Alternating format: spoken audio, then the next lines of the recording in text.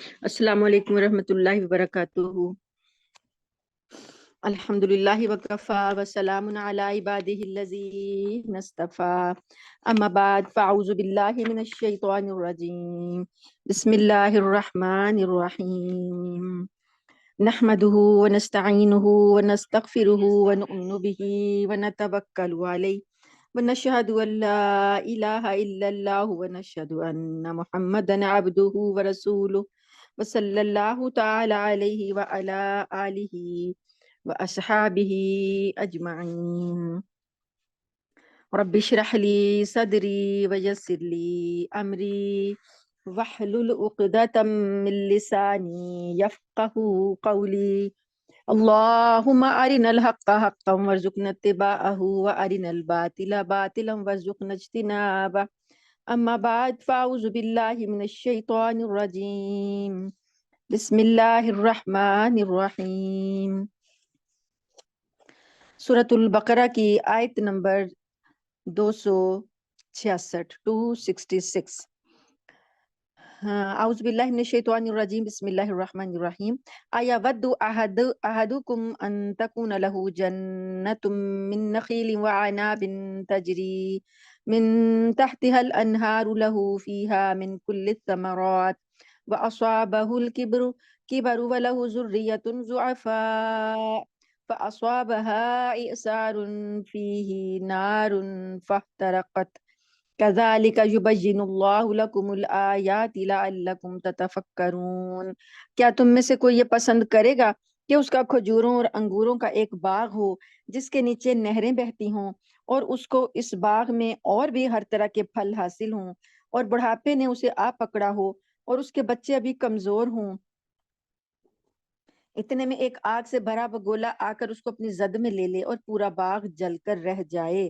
اسی طرح اللہ تمہارے لیے اپنی آیتیں کھول کھول کر بیان کرتا ہے تاکہ تم غور و فکر کرو۔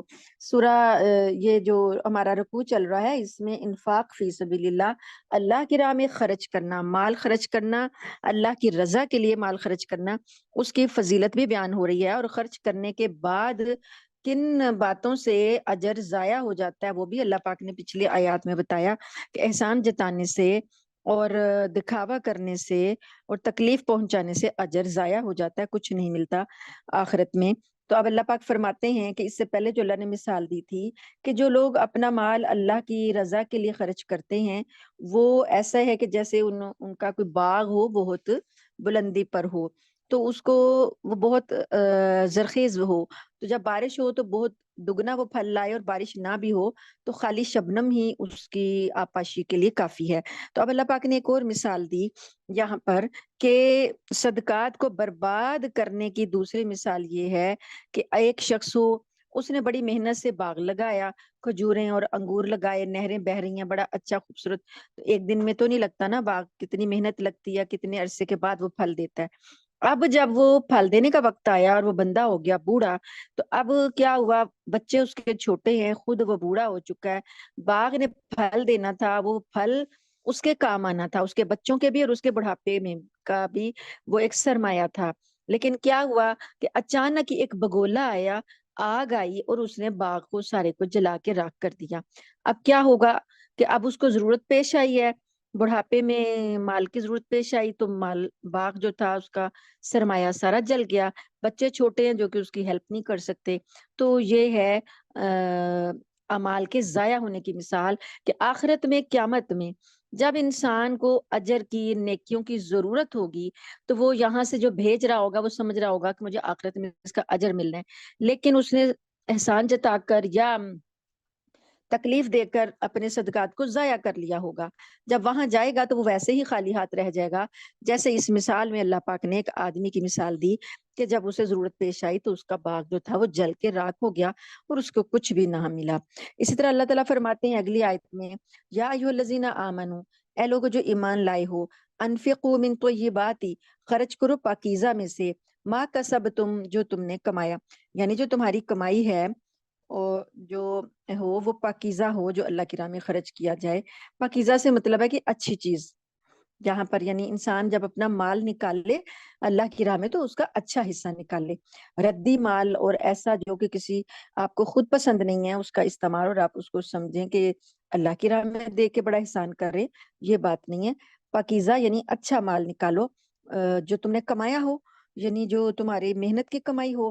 اور وَمِمَّا أَخْرَجْنَا لَكُم مِّنَ الْأَرْضِ, اور جو ہم زمین سے تمہارے لیے نکالتے ہیں, یعنی جو کھیتیوں سے تم نے حاصل کی ہو, فصلیں جو حاصل کی ہوں یا پھلوں کے باغات حاصل کیے ہوں, ان کا اچھا حصہ اللہ کی راہ میں دو, ردی مال نہ دو.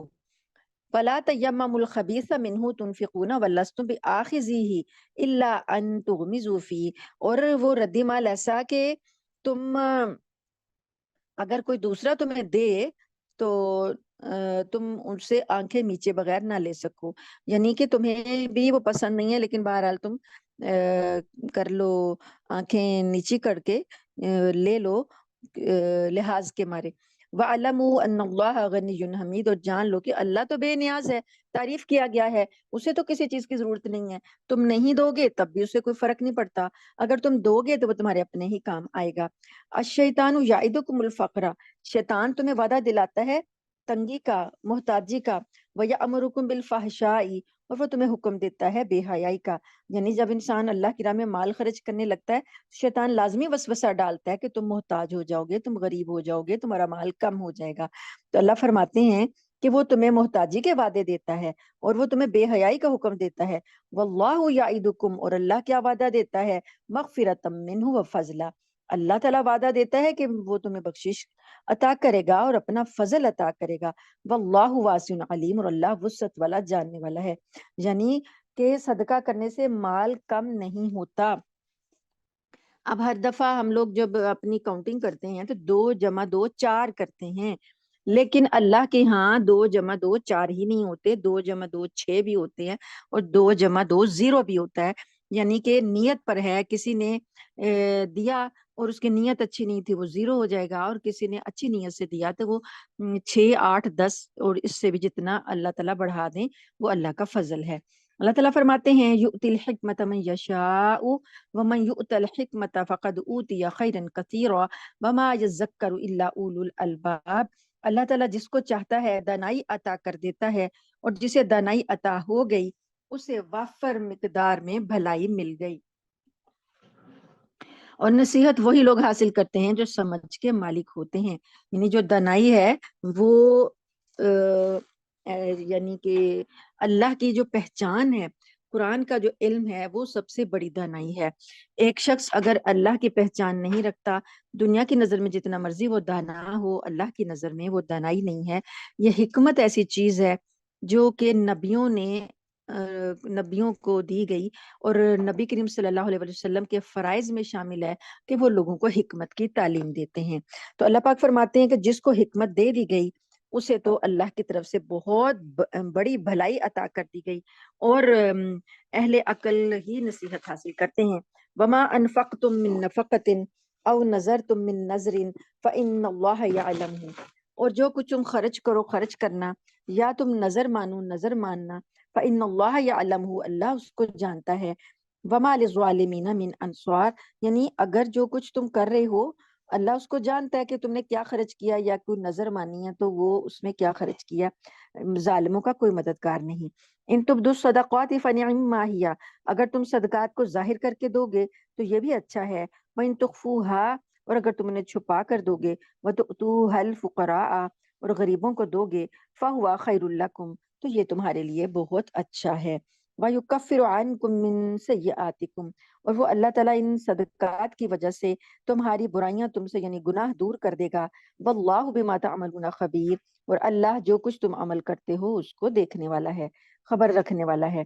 لَيْسَ عَلَيْكَ هُدَاهُمْ, آپ پر اے پیغمبر صلی اللہ علیہ وآلہ وسلم, آپ پر راہ راست پر لانا ذمہ داری نہیں ہے ان کی کہ یہ راہ راست پر آپ لائیں. وَلَكِنَّ اللَّهَ يَهْدِي مَن يَشَاءُ, لیکن اللہ تعالیٰ ہدایت دیتا ہے جس کو چاہتا ہے. آپ کا کام ہے پہنچا دینا, تبلیغ کر دینا, لیکن ہدایت دینا اللہ کا کام ہے.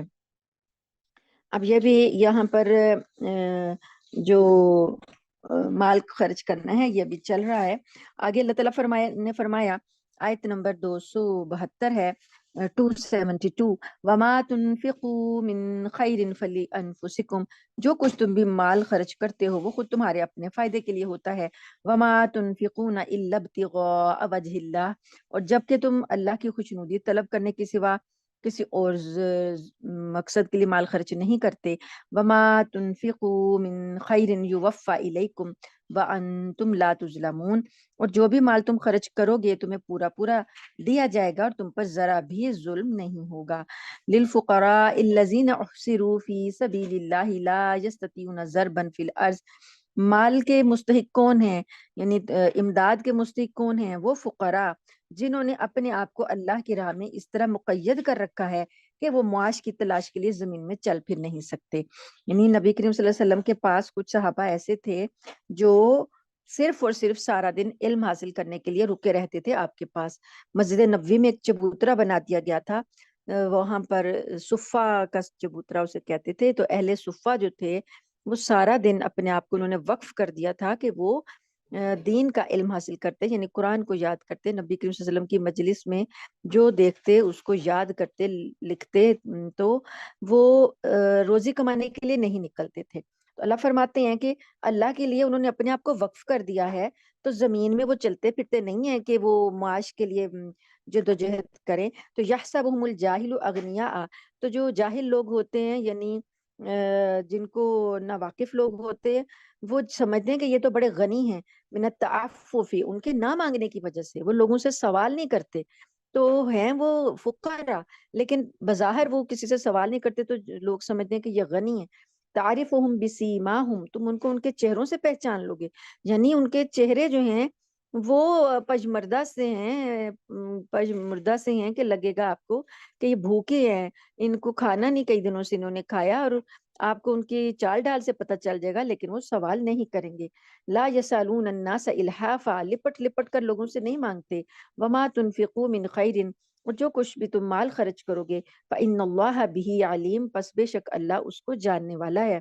تو جو لوگ علم کے لیے اپنے آپ کو وقف کر دیں، یہ مدرسوں کے طلباء جو اپنے گھروں سے آتے ہیں اور 8-8 سال کے لیے ہاسٹلز میں رہ کر تعلیم حاصل کرتے ہیں، بڑے شہروں میں آ جاتے ہیں مدرسوں میں، تو وہ پیچھے جو کچھ ہوتے ہیں جن کے وارث جو ہیں وہ امیر ہوتے ہیں، وہ تو ان کی فیسیں وغیرہ اخراجات ان کو دیتے ہیں، لیکن اکثریت غربا کی ہوتی ہے، وہ مدرسے کے نفقے پر ہی چل رہے ہوتے ہیں.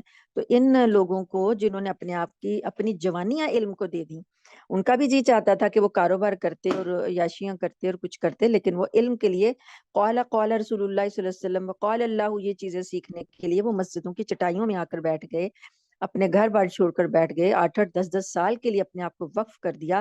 تو ایسے لوگوں کو دیکھ کر ڈھونڈ کر ان کو امداد کرنے سے اللہ پاک نے یعنی یہاں پر ترغیب دلائی ہے کہ یہ آپ کی امداد کے زیادہ مستحق ہیں.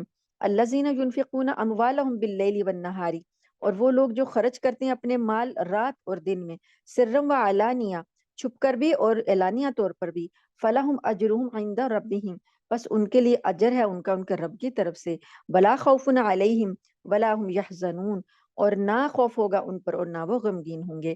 اب یہاں پر جو ایک تو میں نے طلباء کی بات کی ہے، اساتذہ کا بھی یہی حال ہے.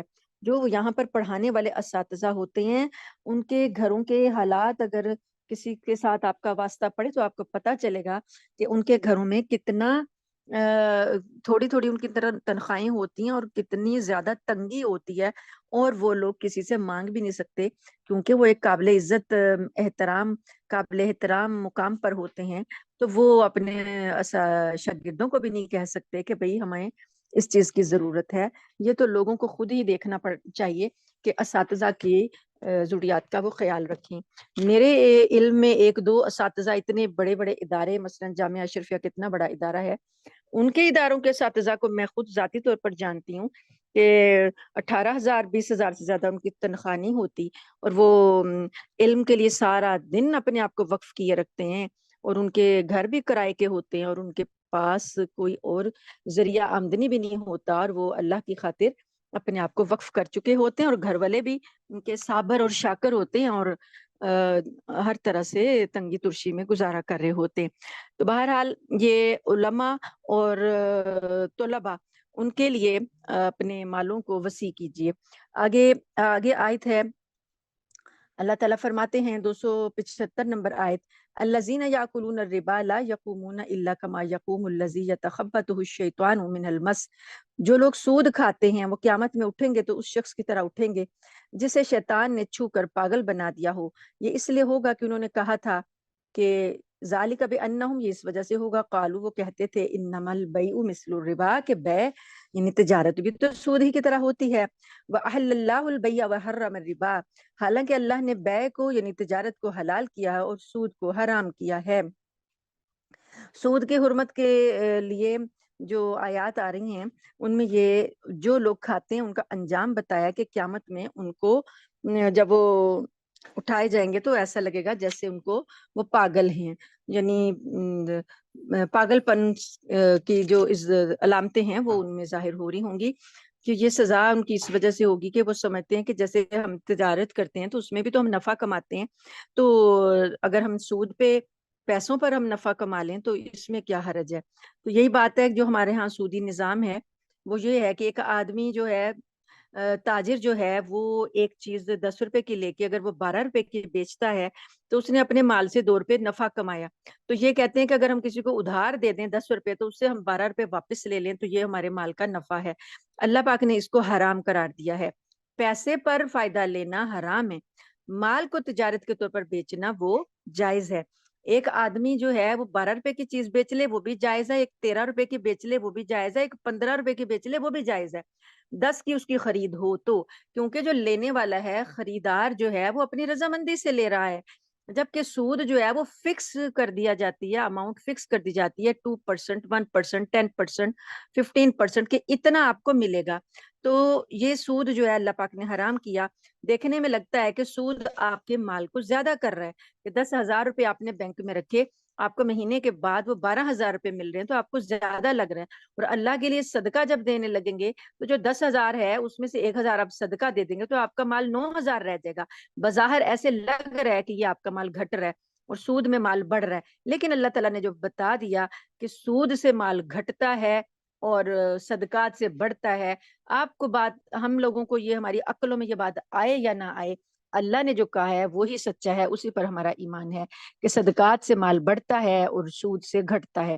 وہ برکت ایسی اللہ تعالیٰ ڈال دیتے ہیں کہ جتنا مرضی سود کا پیسہ ہو اس میں برکت ہی نہیں آتی. وہ اڑے گا، بیماریوں میں اڑے گا، ہسپتالوں میں جائے گا، عدالتوں میں جائے گا، اس طریقے سے اولاد ضائع کرے گی، کچھ بھی ہوگا لیکن وہ پورا نہیں پڑے گا. جبکہ صدقات والا مال جو ہے وہ ساری ضروریات کو کفایت کر جائے گا اور پرسکون زندگی عطا کرے گا. تو اللہ تعالیٰ فرماتے ہیں کہ اللہ نے بے کو، تجارت کو حلال کیا ہے اور سود کو حرام کیا ہے. وَمَنْ جَاءَهُ مَوْعِظَةٌ مِّن رَّبِّهِ فَانْتَهَىٰ فَلَهُ مَا سَلَفَ، پس جو شخص جب ہدایت یا نصیحت اپنے رب کی نصیحت سننے کے بعد جو باز آ گیا تو جو پہلے لے لیا اس کے لیے وہ گزر گیا، وہ اسی کا ہے. یعنی ماضی میں جو کچھ وہ لے چکا تھا سود کے طور پر، جو رقم وہ لے چکا تھا اب اس کو واپس کرنے کی ضرورت نہیں ہے. جو ماضی میں ہوا وہ گزر گیا، اب جو اس نے نصیحت پکڑ لی تو اب آئندہ کے لیے وہ سود نہیں لے گا. وَأَمْرُهُ إِلَى اللَّهِ، اور اس کا حکم، معاملہ یہ اللہ کے حوالے ہے. وَمَنْ عَادَ فَأُولَٰئِكَ أَصْحَابُ النَّارِ هُمْ فِيهَا خَالِدُونَ، اور جو کوئی اب نافرمانی کرے گا، احکام آ جانے کے بعد نافرمانی کرے گا تو یہ لوگ آگ والے ہیں اور اس میں ہمیشہ رہیں گے. یمحق اللہ الربا ویربی الصدقات، اللہ سود کو مٹاتا ہے اور صدقات کو بڑھاتا ہے. واللہ لا یحب کل کفار اثیم، اور اللہ ہر اس شخص کو ناپسند کرتا ہے جو ناشکرا ہو، گناہگار ہو. ان الذین آمنوا، بے شک وہ لوگ جو ایمان لائے، وعملوا الصالحات، اور نیک اعمال کیے، واقاموا الصلاۃ، اور نماز قائم کی، وآتوا الزکاۃ، اور زکوٰۃ ادا کی، لہم اجرہم عند ربہم، ان کے لیے ان کے رب کے پاس اجر ہے. ولا خوف علیہم ولا هم یحزنون، اور نہ خوف ہوگا ان پر اور نہ وہ غمگین ہوں گے.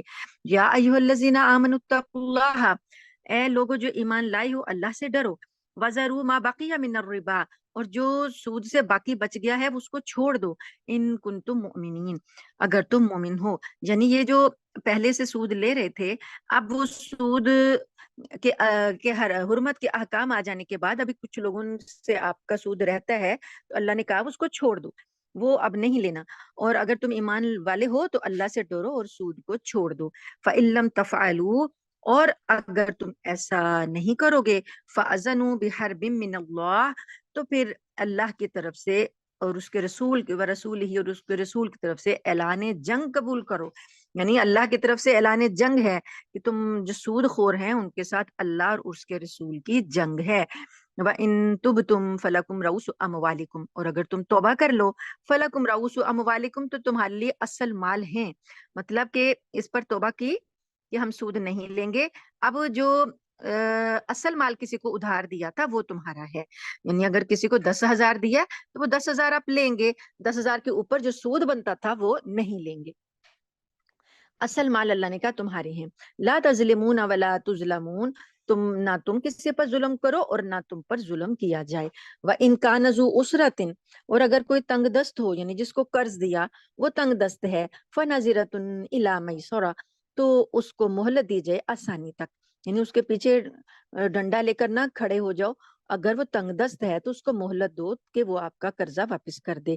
وَأَن تَصَدَّقُوا خَيْرٌ، اور اگر تم اس کو صدقہ ہی کر دو، یعنی وہ نہیں دے سکتا، اس کے حالات ایسے ہیں کہ وہ نہیں دے سکتا۔ پہلے یہ کرتے تھے کہ نہیں جو قرضہ دے سکتا تھا اس پہ سود کی شرح بڑھا دیتے تھے، یعنی اگر اس نے 10,000 سے 12,000 دینا ہے تو اب وہ نہیں دے پایا مقررہ مدت تک تو اس کو 13,000 بنا دیا، اگلے مہینے بھی نہیں وہ دے پایا تھا وہ 14,000 بن گیا، اس سے اگلے مہینے نہیں دے پایا تو وہ 15,000 بن گیا، اب وہ جو 10,000 کا مال تھا وہ 15,000 تک اس کے سر پہ چڑھ گیا۔ تو اس طرح یہ بڑھتے بڑھتے لوگوں کی اگلی نسلیں آ جاتی تھیں، یہ سود کی لعنت جو تھی ختم نہیں ہوتی تھی۔ تو اللہ پاک نے فرمایا کہ اگر کوئی اتنا ہی تنگ دست ہے تو اسے تم صدقہ ہی کر دو، خیر لکم، تو یہ تمہارے لیے بہتر ہے، ان کنتم تعلمون، اگر تم جانو۔ یعنی یہ صدقہ جو تم کرو گے، جو اس کا فائدہ، جو ثواب تمہیں آخرت میں ملے گا، اگر تمہیں اس کا علم ہو تو تمہیں پتہ چلے کہ یہ کتنا بہتر ہے۔ وَاتَّقُوا يَوْمًا تُرْجَعُونَ فِيهِ إِلَى اللَّهِ، اور اس دن سے ڈرو جس دن تم سارے کے سارے اللہ کی طرف لوٹائے جاؤ گے۔ تو ثُمَّ تُوَفَّى كُلُّ نَفْسٍ، تو اس دن ہر جان کو پورا دے دیا جائے گا، مَا كَسَبَتْ وَهُمْ لَا يُظْلَمُونَ، جو وہ کما کے لائے ہیں انہیں پورا پورا بدلہ دے دیا جائے گا اور وہ ان پر ظلم نہیں کیا جائے گا۔ یعنی کہ آخرت کو پیش نظر رکھتے ہوئے صدقے کرو، اور جنہوں نے قرضے لیے ہیں انہیں مہلتیں دو، اگر وہ نہیں ادا کرنے کے قابل تو ان کو معاف کر دو، تو آخرت میں تمہیں اس کا پورا بدلہ دے دیا جائے گا۔ آگے ہے آیت نمبر یہ طویل آیت ہے، آیت نمبر 282، یہ آیت دین کہلاتی ہے، یعنی جو قرض لیا جائے کسی سے، ادھار لیا جائے جو کسی سے، اس کے کیا طریقے ہونے چاہیے، تو اس میں پورے احکامات دیے گئے ہیں۔ تو یہ ایک طرح سے تجارتی اصولوں کے لیے اور جو لین دین ہوتا ہے اس کے لیے یہ آیت جو ہے حکم کا درجہ رکھتی ہے، اور یہ جو آج کل ہمارے نظام ہے اس نظام کو اگر آپ دیکھیں تو ہماری بہت سی باتیں جو ہیں اسی آیت سے لی گئی ہیں۔ یا ایھا الذین آمنو، اے لوگو جو تم ایمان لائے ہو، اذا تداینتم، جب تم قرض لو، بدین الی اجل مسمی، یعنی کوئی ادھار کا معاملہ کرو ایک مقررہ مدت تک کے لیے، فاکتبوہ، تو اس کو لکھ لو۔ اب ہم لکھتے ہیں جو ہمارے بنے ہوئے ہیں، آڈٹ ہوتا ہے یا بینکوں میں جو سسٹم بنا ہوا ہے ہر چیز تحریری ہوتی ہے، تو اللہ تعالیٰ نے حکم دیا کہ تحریر کرو کس نے کس کو پیسہ دیا ہے۔ ول یکتب، اور چاہیے کہ لکھے، بینکم، تمہارے درمیان، کاتب بالعدل، ایک لکھنے والا عدل کے ساتھ۔ یہ اس زمانے کی بات ہے جب عربوں کو اپنے حافظے پر بڑا بھروسہ ہوتا تھا اور ان کو کوئی بات بھولتی نہیں تھی، اور لکھنے لکھانے کا اتنا رواج بھی نہیں تھا، ہر چیز جو تھی وہ زبانی کلامی ہو جاتی تھی اور یاد ہو جاتی تھی، لکھنے کی اتنی زیادہ کا تردد نہیں کیا جاتا تھا۔ تو اب یہاں پر اللہ پاک نے فرمایا کہ جب بھی تم نے کسی کے ساتھ کوئی لین دین کرنا ہے تو اس کو لکھ لو۔ تو لکھنے والا بھی ہر شخص نہیں لکھ سکتا تھا، لکھنا پڑھنا آج کل کی طرح ہر ایک کو نہیں آتا تھا، تو ایک اسپیشل لکھنے والا ہوتا تھا، اسے کاتب کہتے تھے، کاتب جو تھا اس کو بلایا جاتا تھا کہ یہ تحریر لکھ دو۔ تو اللہ پاک نے کاتب کے لیے بھی حکم دیا کہ وہ عدل کے ساتھ لکھے، یعنی آج اگر آپ کسی سے ٹائپ کرواتے ہیں، اب وہ ٹائپ کر رہا ہے اور آپ کی تحریر کو، آپ کے لین دین کے معاہدے کو اب وہ غلطی غلط لکھ دے، آپ کی اماؤنٹ غلط لکھ دے اور آپ کو پتہ نہ چلے، تو یہاں پر اللہ پاک نے لکھنے والے کے لیے کہا کہ وہ انصاف سے لکھے، ولا یأبا کاتب، اور انکار نہ کرے لکھنے والا، ان یکتب کما علمہ اللہ، کہ وہ لکھے جیسا کہ اللہ نے اس کو سکھایا ہے، فلیکتب، بس اسے چاہیے کہ وہ لکھے. یعنی کہ کسی کاتب کو بلایا، وہ کہ میں نہیں لکھتا، انکار کر دے کہ میں نہیں تحریر لکھتا، تو اللہ نے کہا انکار نہیں کرنا، اللہ نے اس کو علم دیا ہے، اسے چاہیے کہ وہ لکھے. وَلْيُمْلِلِ الَّذِي عَلَيْهِ الْحَقُّ، اور املا کون کروائے گا، لکھوائے گا کون، یعنی جس کے ذمے حق واجب ہو رہا ہو، یعنی جو مقروض ہے، جو قرض لے رہا ہے، وہ املا لکھوائے گا کہ اس کا ذمہ ہے، لینے والا جو ہے اس کی ذمہ داری ہے کہ وہ کاتب کا انتظام کرے اور لکھوائے. یہ دینے والے کی ذمہ داری نہیں ہے، لینے والے کی ذمہ داری ہے. تو اللہ پاک نے فرمایا وَلْيَتَّقِ اللَّهَ رَبَّهُ، املا کروائے وہ شخص جس پر حق ہے، جس کے ذمے حق ہے، اور اسے چاہیے کہ وہ اپنے رب سے ڈرے، لکھواتے وقت بھی وہ غلطی یا بےایمانی نہ کرے، اللہ سے ڈر کے صحیح بات لکھوائے. وَلَا يَبْخَسْ مِنْهُ شَيْئًا، اور اس میں سے کچھ کمی نہ کرے. دیکھیے اس وقت ہر شخص لکھنا پڑھنا نہیں جانتا تھا، تو ایک شخص جو املا لکھوا رہا ہے وہ کم لکھوا دے کہ میں نے اتنا نہیں اتنا لیا ہے، کم لکھوا دے، تو وہ جو دینے والا اسے نہ پتہ چلے، کیونکہ پڑھنا لکھنا نہیں لوگ جانتے تھے، تو یہ اس کی بے ایمانی ہوگی. تو اس لیے اللہ پاک نے کہا کہ اس میں سے کمی نہ کرے، وہ اللہ سے ڈرے. فَإِنْ كَانَ الَّذِي عَلَيْهِ الْحَقُّ سَفِيهًا أَوْ ضَعِيفًا، اب وہ شخص جس پر حق ہے، یعنی جو قرض لینے والا تھا، جس نے دینا ہے، جس کے ذمے ہے، اگر وہ بے وقوف ہے، نادان ہے، یعنی بچہ ہے، او ضعیفن، یا کمزور ہے. کمزور سے مطلب ہے کہ لکھنے کی اس میں طاقت نہیں ہے، لکھوانے کی طاقت نہیں ہے. او لا یستطیع، یا کہ اس میں طاقت نہیں ہے کہ ان یملا ہوا کہ وہ املا کروا سکے. فلیملل ولیہ بالعدل، تو املا کون کروائے گا، جو کہ اس کا ولی ہو، عدل کے ساتھ. یہاں پر آپ ایک مثال میرے سامنے بھی ہے کہ ایک فیملی کو میں جانتی ہوں کہ ایک بچی ہے، اس کی دماغی حالت جو ہے وہ درست نہیں ہے، ٹھیک ہے.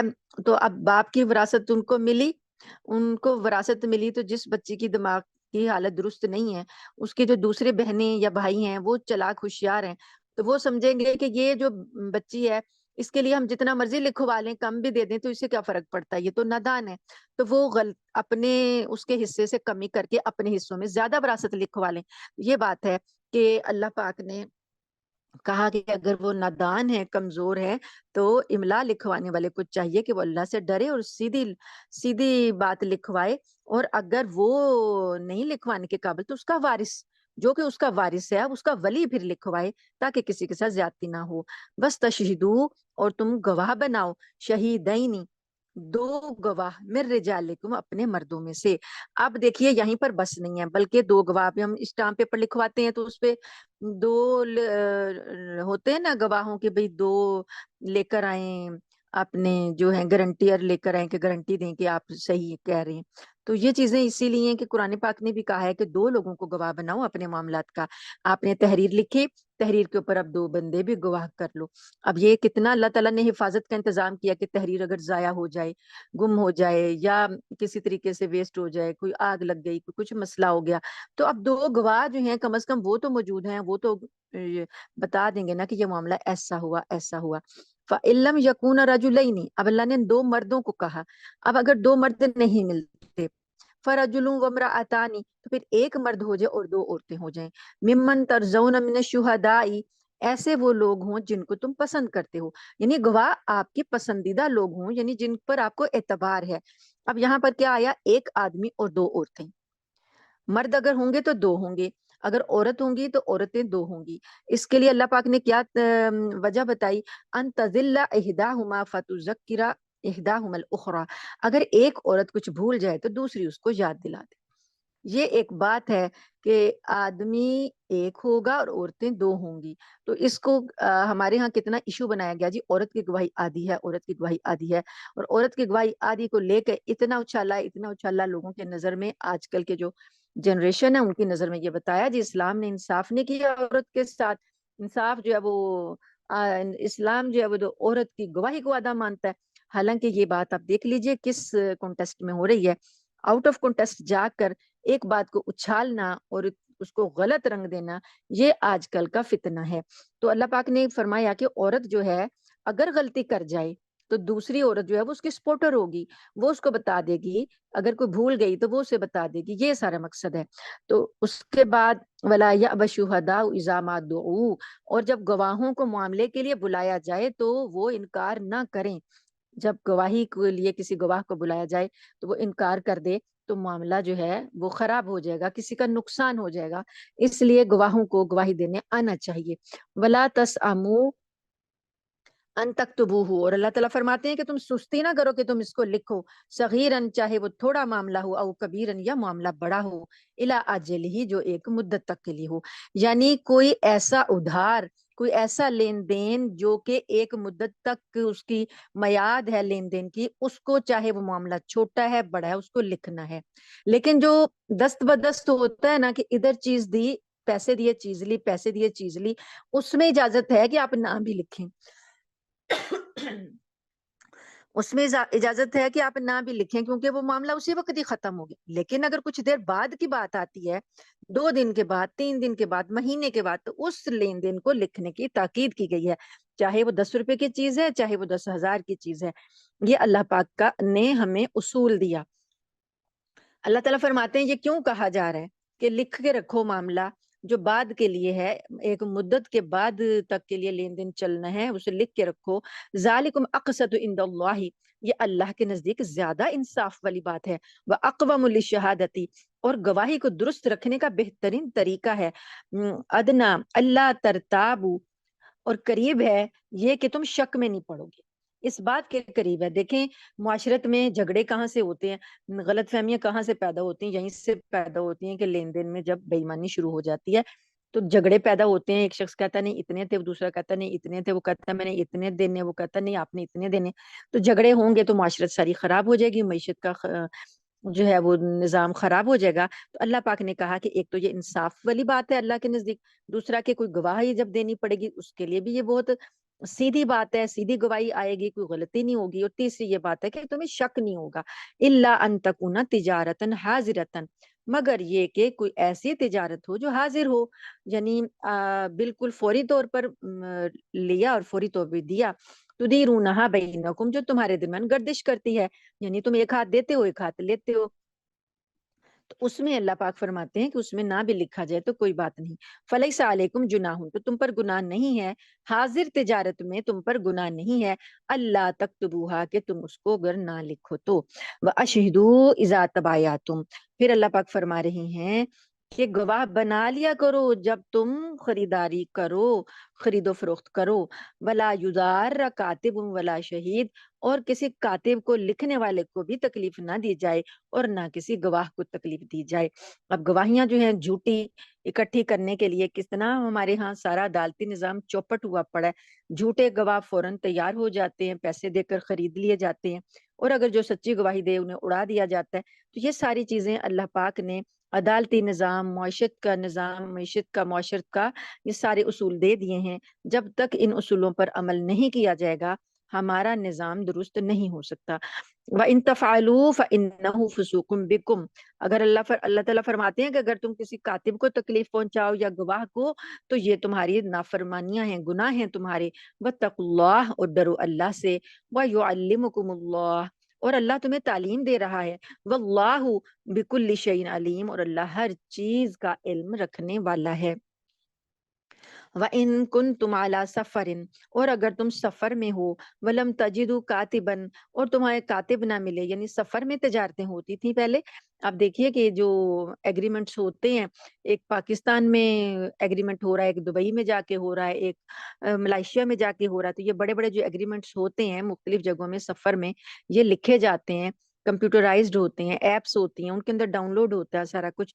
تو پہلے زمانے میں قافلے جاتے تھے تجارت کا مال لے کر، اب راستے میں تجارت ہو رہی ہے تو اللہ پاک نے فرمایا کہ وہاں پر تمہیں کاتب نہیں ملا لکھنے کے لیے، جو تم نے لین دین کیا اس میں کاتب نہیں ملا، فریحان مقبوضہ، تو پھر کیا کرو کہ ایک چیز رہن رکھ لو، یعنی گروی رکھ لو کوئی چیز، 2 لوگ ہوں اگر دو لوگ آپس میں ایک مقررہ مدت تک کے لیے ایک تجارت یا لین دین کر رہے ہیں تو وہاں کاتب نہیں ہے، تو پھر یہ کرے کہ جس نے قرض دینا ہے وہ اپنی چیز کو گروی رکھوا دے جس سے کہ اس نے قرض لیا یا جس کو کہ مال کی ادائیگی کرنی ہے۔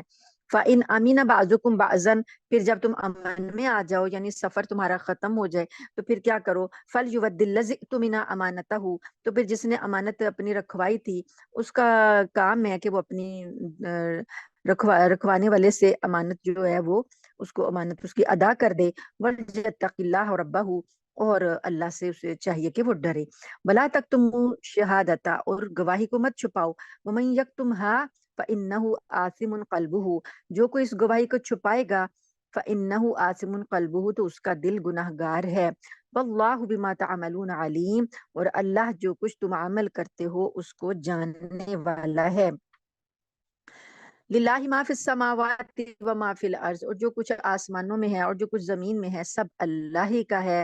وَإِن تُبْدُوا مَا فِي أَنفُسِكُمْ، اور جو باتیں تمہارے دلوں میں ہیں اگر تم ان کو ظاہر کرو، او تخفوہ، یا ان کو چھپاؤ، یحاسبکم بہ اللہ، تو اللہ تعالیٰ تم سے اس کا حساب لے گا۔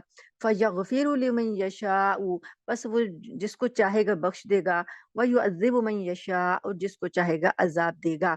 یعنی ہمارا کھلا اور ہمارا چھپا سب اللہ کی نظر میں ہے، تو اللہ تعالیٰ اس کا حساب لے گا، جس کو چاہے گا بخش دے گا، جس کو چاہے گا عذاب دے گا۔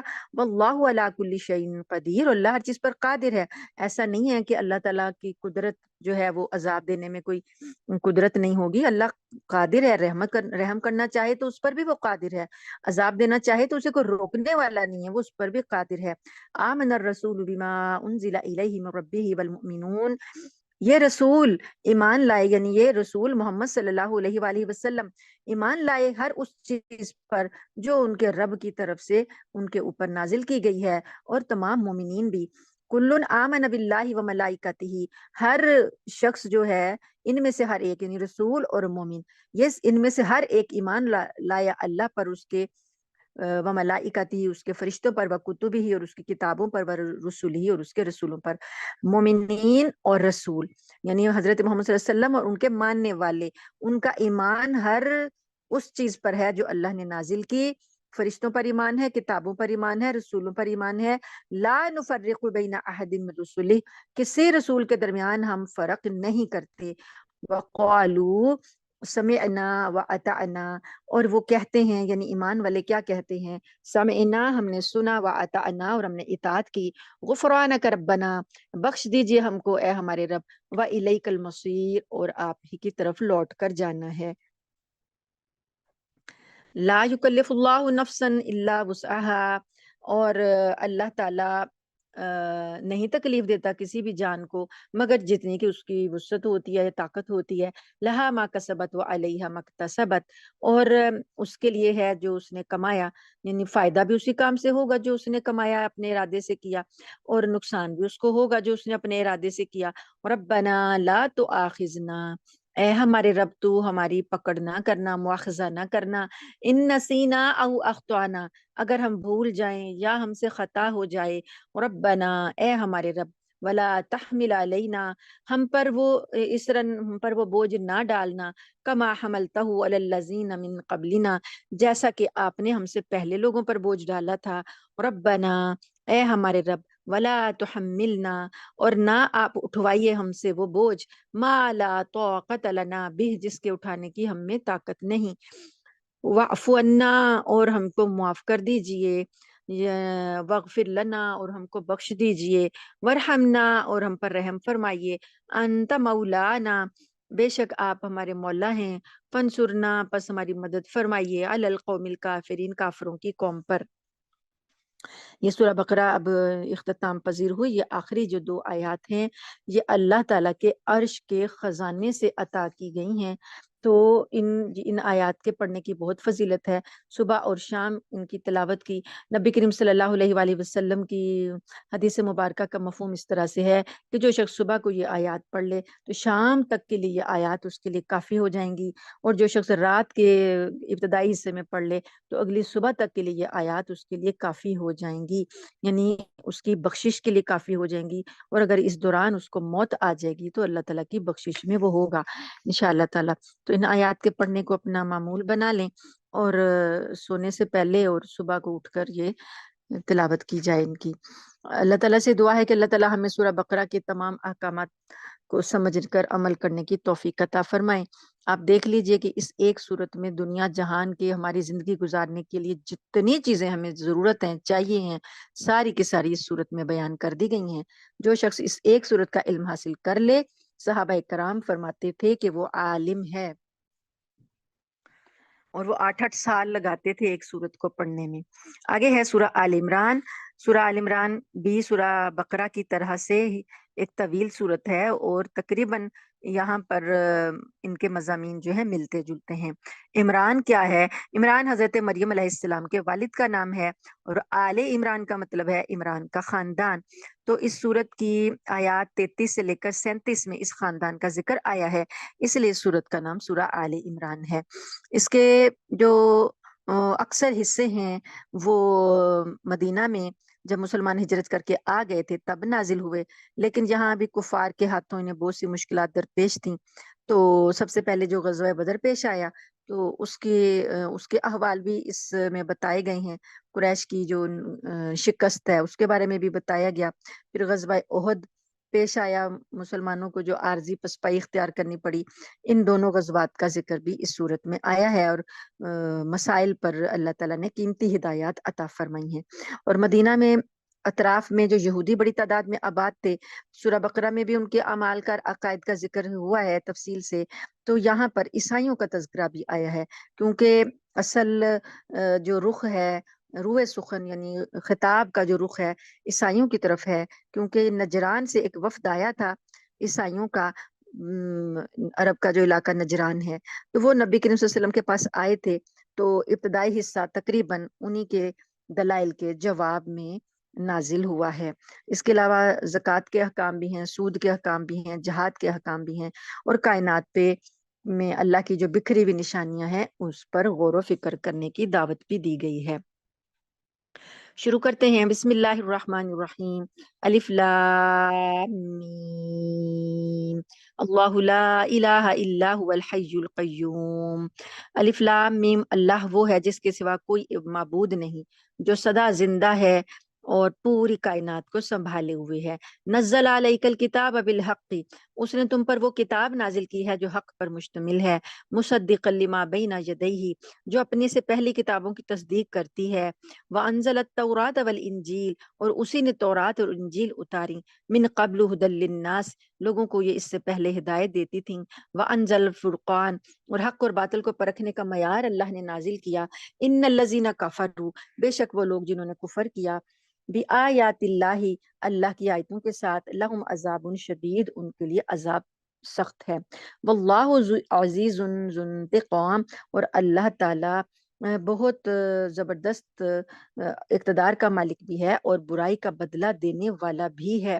ان اللہ لا یخفی علیہ، بے شک اللہ پر کوئی چیز چھپ نہیں سکتی، شیئن کوئی چیز چھپ نہیں سکتی، فی الارض ولا فی السماء، نہ آسمان میں اور نہ زمین میں، هو الذی یصورکم فی الارحام کیف یشاء، اللہ وہ ذات ہے جو تمہیں صورتیں عطا کرتا ہے تمہاری ماؤں کے رحموں میں، کیف یشاء، جیسی وہ چاہتا ہے، لا الہ الا هو العزیز الحکیم، اس کے سوا کوئی معبود نہیں، وہ زبردست اقتدار کا بھی مالک ہے اور اعلیٰ درجے کی حکمت کا بھی مالک ہے۔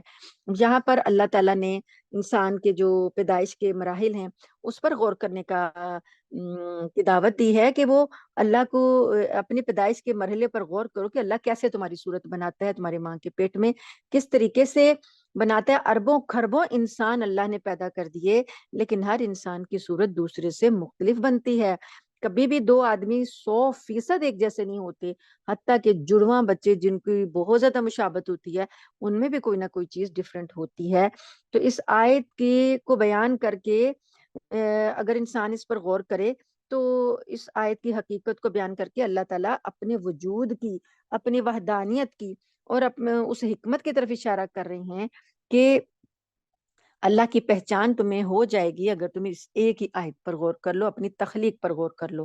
هو الذی انزل علیک الکتاب، اللہ وہ ذات ہے جس نے نازل کیا آپ پر کتاب، منہ آیات محکمات، اس میں آیتیں پختہ ہیں، محکم ہیں، ہن ام الکتاب، وہ جو پختہ آیات ہیں جو کتاب کی اصل بنیاد ہیں، وَأُخَرُ متشابہات، اور دوسری جو ہیں متشابہ آیات ہیں۔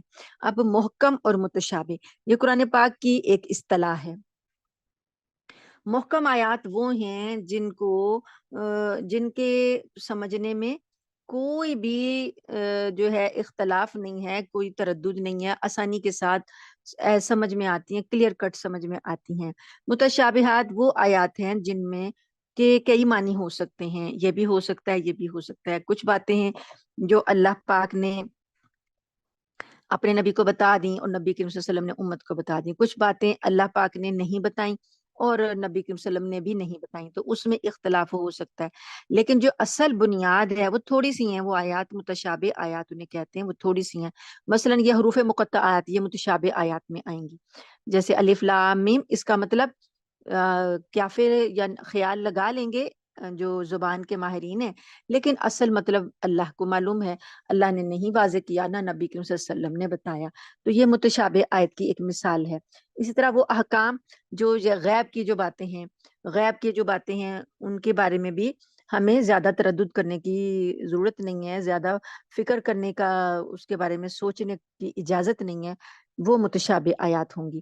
تو محکم وہ ہیں جیسے کھلا کھلا سود حرام ہے اور بتایا اللہ پاک نے کہ جو ہے یہ چیزیں جو حرام چیزیں ہیں، خنزیر حرام ہے اور مردار حرام ہے، یعنی جو بنیادی باتیں ہیں نا وہ ساری محکم آیات میں ہیں، واضح ہیں، بالکل ان کا حکم واضح ہے۔ اب قرآن پاک میں کچھ ذکر آئیں گے آگے، مثلا حضرت عیسیٰ کو اللہ پاک نے کہا کلمۃ اللہ، اللہ کا کلمہ۔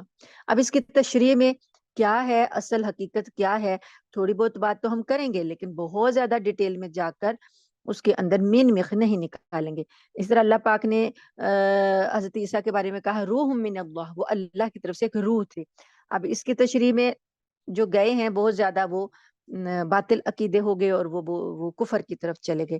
تو ایسی چیزوں کو جو ہے قریدنا، یہ ہمیں اس کا حکم نہیں دیا گیا، یہ متشابہ باتیں ہیں، تو ان سے ہمارے عمل میں، ان کا تعلق ہمارے عمل سے نہیں ہے کہ عملی زندگی میں ہمیں اگر اللہ کے کلمے کی سمجھ نہیں آئے کہ کلمت اللہ حضرت عیسیٰ کو اللہ نے کہا تو اس سے کیا مطلب بنتا ہے، اس سے ہمارا عملی زندگی سے کوئی تعلق نہیں، یہ عقیدے سے تعلق ہے۔ عقیدے کو بچانے کے لیے مین میخ نکالنا اور جو بات نہیں سمجھ آ رہی اس کی کرید کرنا، یہ عقیدے کو خطرے میں ڈالنے والی بات ہے۔ تو اس لیے اللہ پاک نے کہا کہ جو آیتیں ہیں قرآن کی جو نازل کی آپ کے اوپر، آیات محکمات ہن ام الکتاب، جو جڑ ہے کتاب کی وہ ہے محکم آیتیں، پختہ آیتیں، جس میں واضح حکم ہے نماز کا، زکوٰۃ کا، خاندانی مسائل کا، نکاح کا، طلاق کا، یہ واضح محکم ہے جن کا کہ انسان کی عملی زندگی سے تعلق ہے۔ اور دوسری جو متشابہ آیات ہیں وہ آیات جو ہیں ان پر ویسے ہی ایمان لانا ہے جیسے کہ اللہ تعالیٰ کا منشا ہے۔ اب اللہ پاک فرماتے ہیں کہ لوگوں کا ان آیات پر کے بارے میں لوگوں کا جو رویہ ہے یا جو لوگ کس طرح سے ان آیات کو ڈیل کرتے ہیں وہ یہ کہ فَأَمَّا الَّذِينَ فِي قُلُوبِهِمْ زَيْغٌ، وہ لوگ جن کے دلوں میں ٹیڑھ ہے، جن کے دلوں میں کجی ہے، فَيَتَّبِعُونَ مَا تَشَابَهَ، تو وہ کن آیات کے پیچھے چلتے ہیں جو متشابہ ہیں، جو ملتی جلتی ہیں، متشابہ ہیں۔ مِنْهُ ابْتِغَاءَ، چاہتے کیا ہیں، الفتنہ، اس سے فتنہ چاہتے ہیں کہ فتنہ پھیلے، اس کے اندر سے فتنہ نکالیں، وَابْتِغَاءَ تَأْوِيلِهِ، اور اس کی تعویل چاہتے ہیں۔ تعویل کا مطلب یہ ہے کہ ایک چیز واضح نہیں ہے تو آپ تعویل کر کے یہ مطلب بھی ہو سکتا ہے، یہ مطلب بھی ہو سکتا ہے، یہ مطلب بھی ہو سکتا ہے۔ تو اس لیے یہ لوگ جو ہیں جو کجی جن کے دلوں میں ہے یا جن کے دلوں میں ٹیڑھ ہے، وہ چاہتے ہیں کہ ان کی کرید کریں اور اس سے فتنہ تلاش کریں۔ تو اللہ تعالیٰ فرماتے ہیں کہ وَمَا يَعْلَمُ تَأْوِيلَهُ إِلَّا اللَّهُ، اللہ کے سوا اس کی تعویل کوئی نہیں جانتا. والراسخون فی العلم، اور جو راسخ ہیں علم میں. ریحانہ شاہد آپ کا مائک کھلا، بند کر لیجئے.